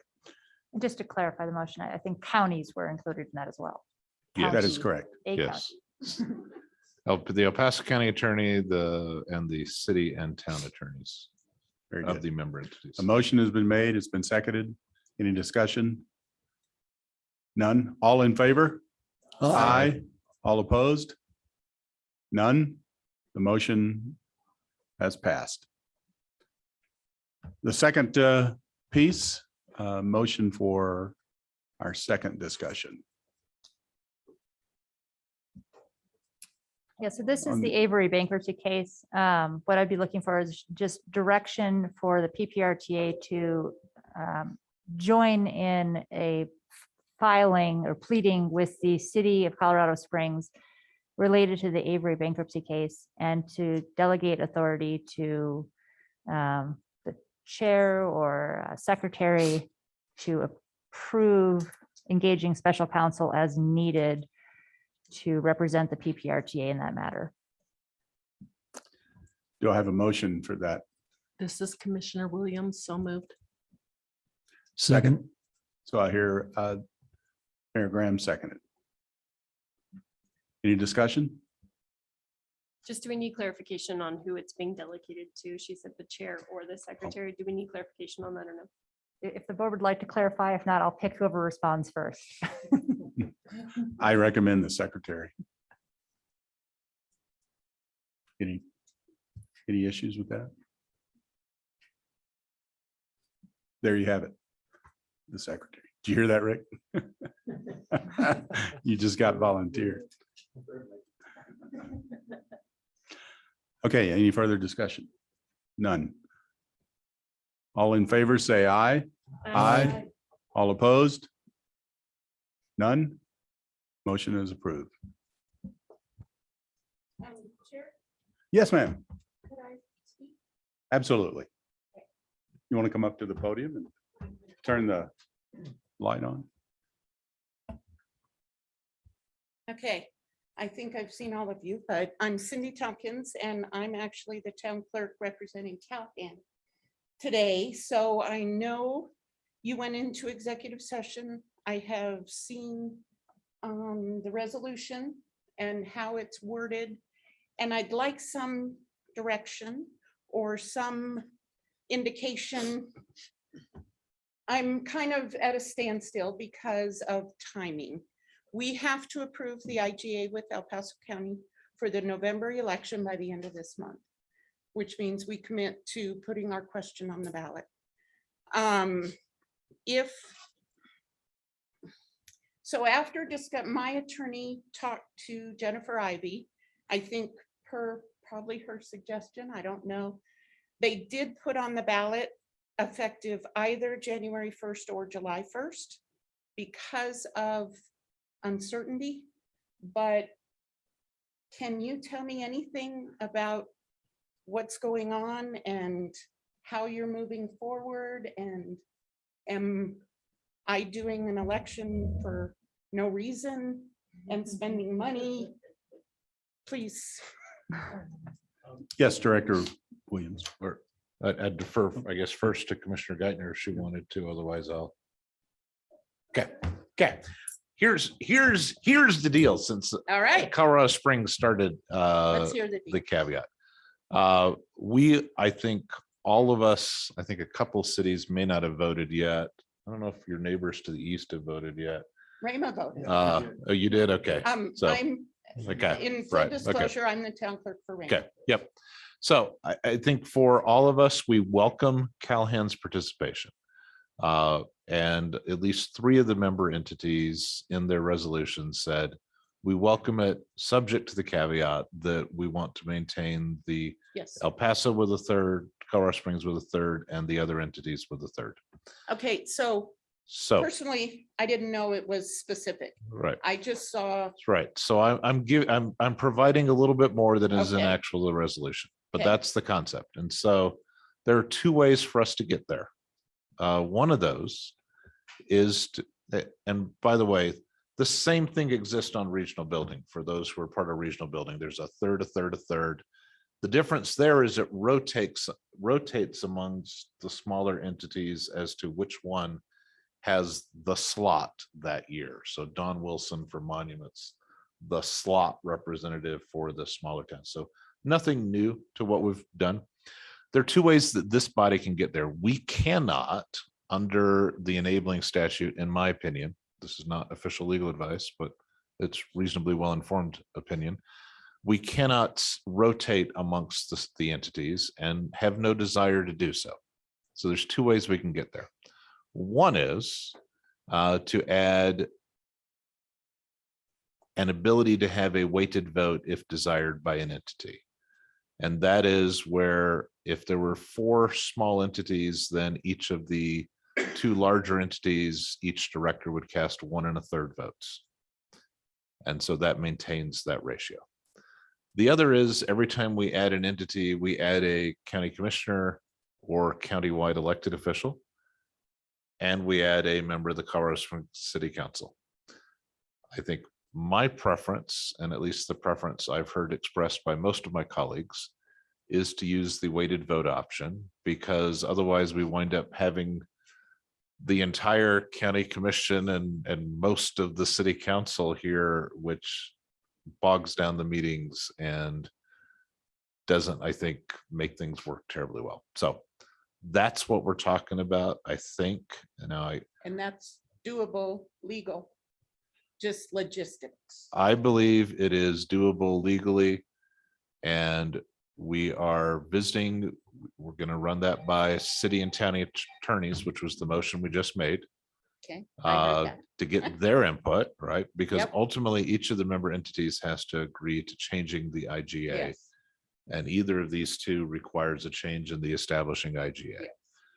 But as far as I know, no member entity had any dissension with the concept of adding Callahan. And I'm looking at Rama, El Paso. Yeah. I don't So- see anyone here from Green Mountain Falls, but I'm not aware of a single dissenting vote of adding So Callahan. my next question, and you may not know the answer, could there be, or was there dissenting for going to weighted votes? I mean, could Green Mountain or Manitou Springs or Rama not want that? So Manitou Springs actually had the same caveat as the other two.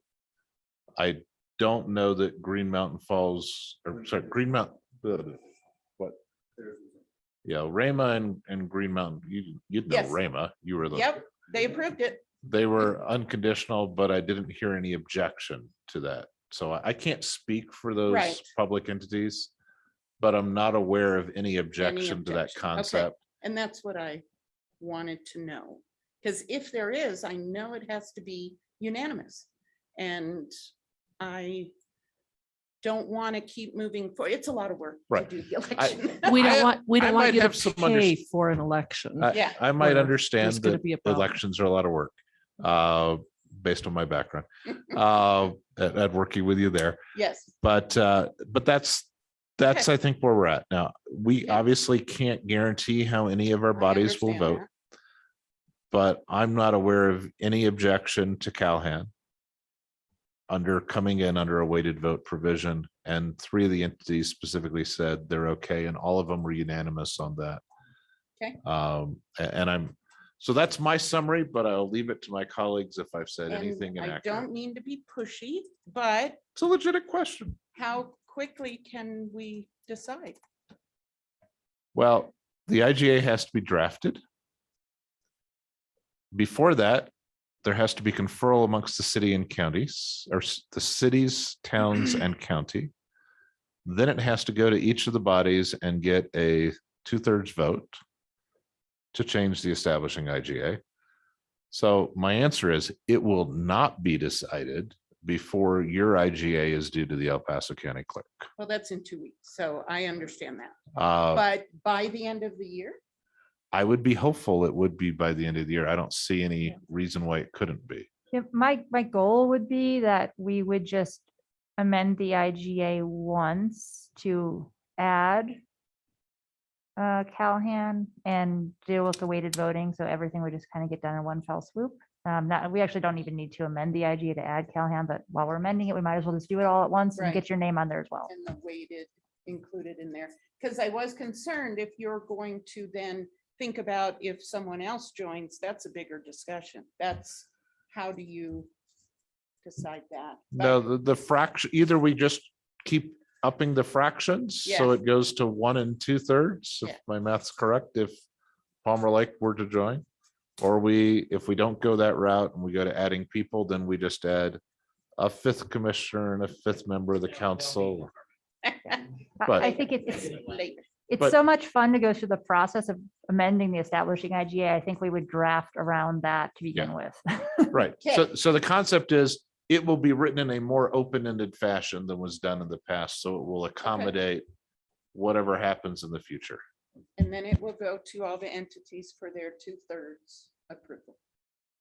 Okay, well, thank you. Thank you. Then I'm gonna go forward with my election. Awesome. Okay. Wonderful. Okay, well, that's it. I think we took a vote on the second piece. I think we did. Yeah, we voted on the. Yeah, I think we did that. So that's right. So we can move forward to item 12. And is that Andy doing that? Yeah, if you guys aren't sick of hearing me yet. So I think some of this is, I reported on at the last meeting, but the greenhouse gas emission rulemaking was transferred from the Air Quality Control Commission to the Transportation Commission, which is good news. At the July 15th meeting, the Transportation Commission adopted a resolution commencing the rulemaking and delegating the authority to CDOT and an ad hoc committee. Of course, my phone's gonna ring right now. And an ad hoc committee of the Transportation Commission to hold the public hearings. Most recent draft minutes and information that we have is that the draft rules and the notice of when the public hearings will be held are going to be released this Friday. That will then kick off the 60 days in which there's a chance to submit written comments and provide public testimony at the public hearings.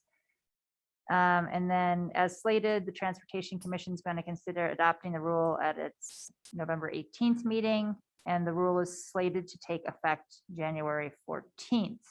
I think that's really, the rules are, there's been talk that they're intended to add additional environmental and mitigation efforts and sort of define what a regionally significant project is. We've seen some proposed draft language on what that might be, but nothing official yet. So at this point, we don't really know what the applicability is going to be to PPRTA projects, current or future. We assume there's going to be some impact. And I'll turn it over to Andy because he's been just as closely monitoring as I have, and he's had some additional discussions. Just the only other thing I'll add is the overarching goal is that the state wants to see reductions in vehicle miles of travel, which they think is going to equate to greenhouse gas emissions reductions on a regional level. So we're going to get a target that applies to the PPACG region overall. So we've got to hit certain targets by 2030, 2040. That is going to show a reduction in how much travel we have. And that's where the challenge comes in, because it applies to potentially capacity road building projects. And are we going to be able to stay within our budget or mitigate to be able to stay within our budget to still be able to move forward with projects? So it's complicated. We'll know a lot more this coming Friday and as we dig into the draft rules. So much more to come. Mr. Chair. Yes, Director Williams.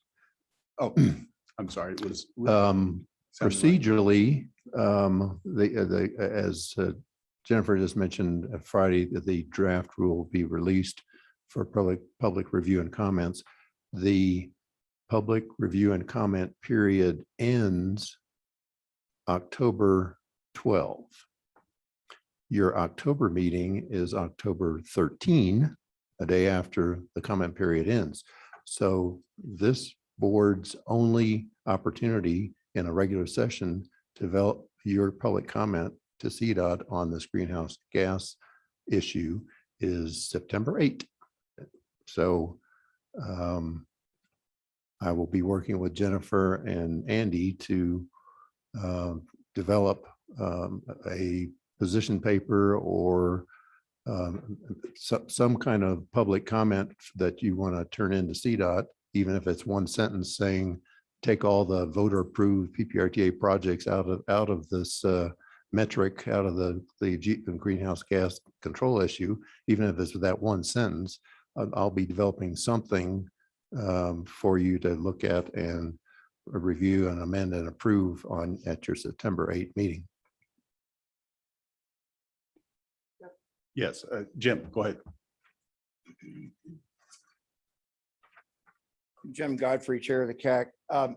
During a conversation recently that we were talking about what Andy mentioned on the some kind of cap and being within stuff as the MPO, they're going, my understanding is you're going to have a cap for the whole MPO kind of thing, which would include our project. And if we reach that cap, we can no longer do projects that are road capacity building things. At least that's what they're thinking about. So here's a scenario. I'm not crying that the sky is falling, but what if we're nearing the end of RTA 2? This rule is in effect, or we're in RTA 3. We've reached the cap and we have an A-list project that is adding lanes to something, and we cannot do it because of the cap. And therefore, under our current rules, we can't move to the B list.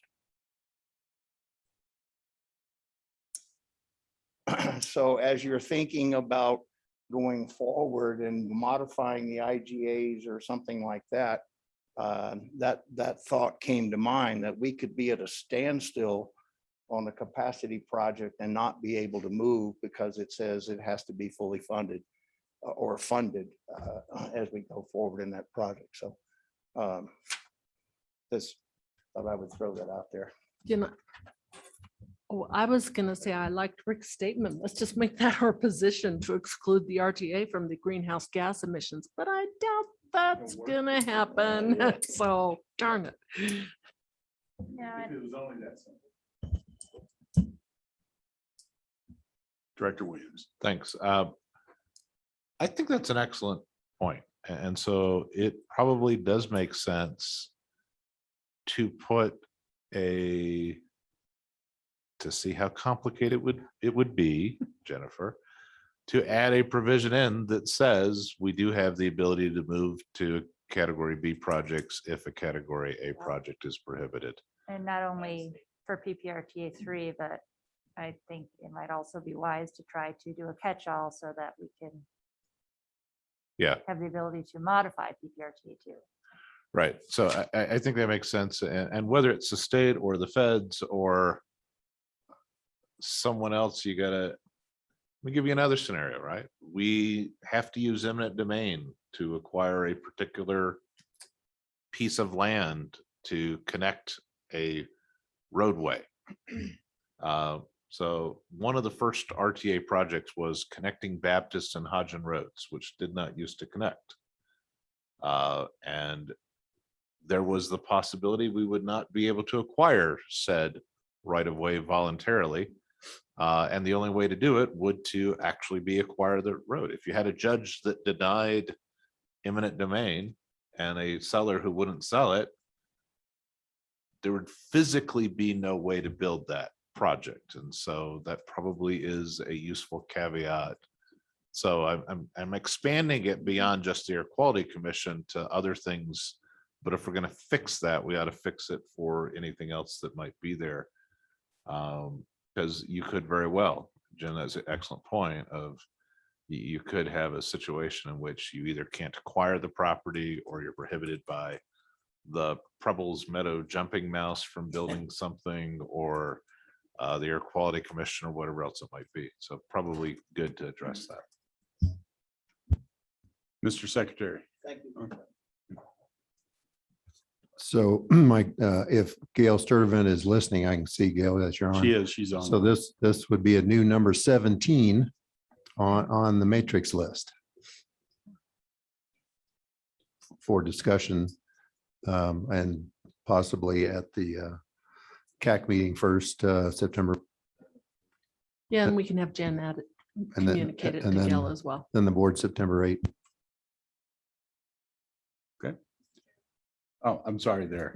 It's okay. I know I'm Director I'm Gardner. over here in your Yes. blind spot, but I would just like to state, I think it's an important consideration, but I think it would be very important to communicate in those instances to the public, so that it doesn't become a complication of making it, seem like the PPRTA is the entity that is not fulfilling its promise on the A-list project. And I think it would be very important to be vocal and communicate that well. It's just my caveat to that. Director Williams. Oh, you're agreeing. Thumbs up. Sorry. I think, Jennifer, did you have some, you were raising your hand and I missed you. Oh, no, I'm good. Okay. Any other discussion points on that potentially harsh subject? We're in the positive. All right. Any other things on item 12? Nope, I see none. That leads us to item 13. Wow, we've already violated my 4:30. I move to adjourn. I don't second, I don't think anybody's gonna second that. Or, well, we go around the table real quick. Oh, you want to do the Pprta announcements? Yeah. I'm sorry. Yeah, so member announcements. I'm sorry, Vice Chair. Yes, yes.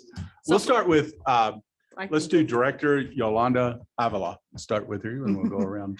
I'm nothing to report. Thank you. Mayor Graham. All right, go around to Director Williams.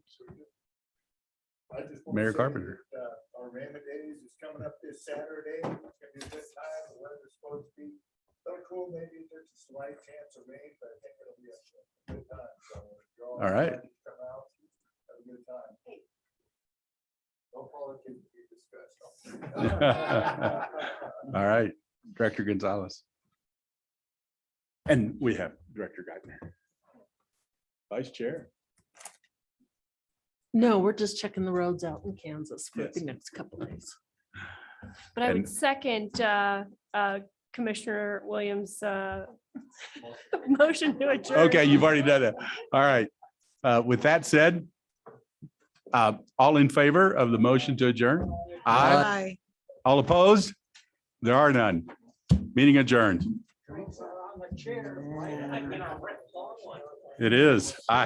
Yeah, what is this? What happened to 2-hour meetings? I can't wait to get those back.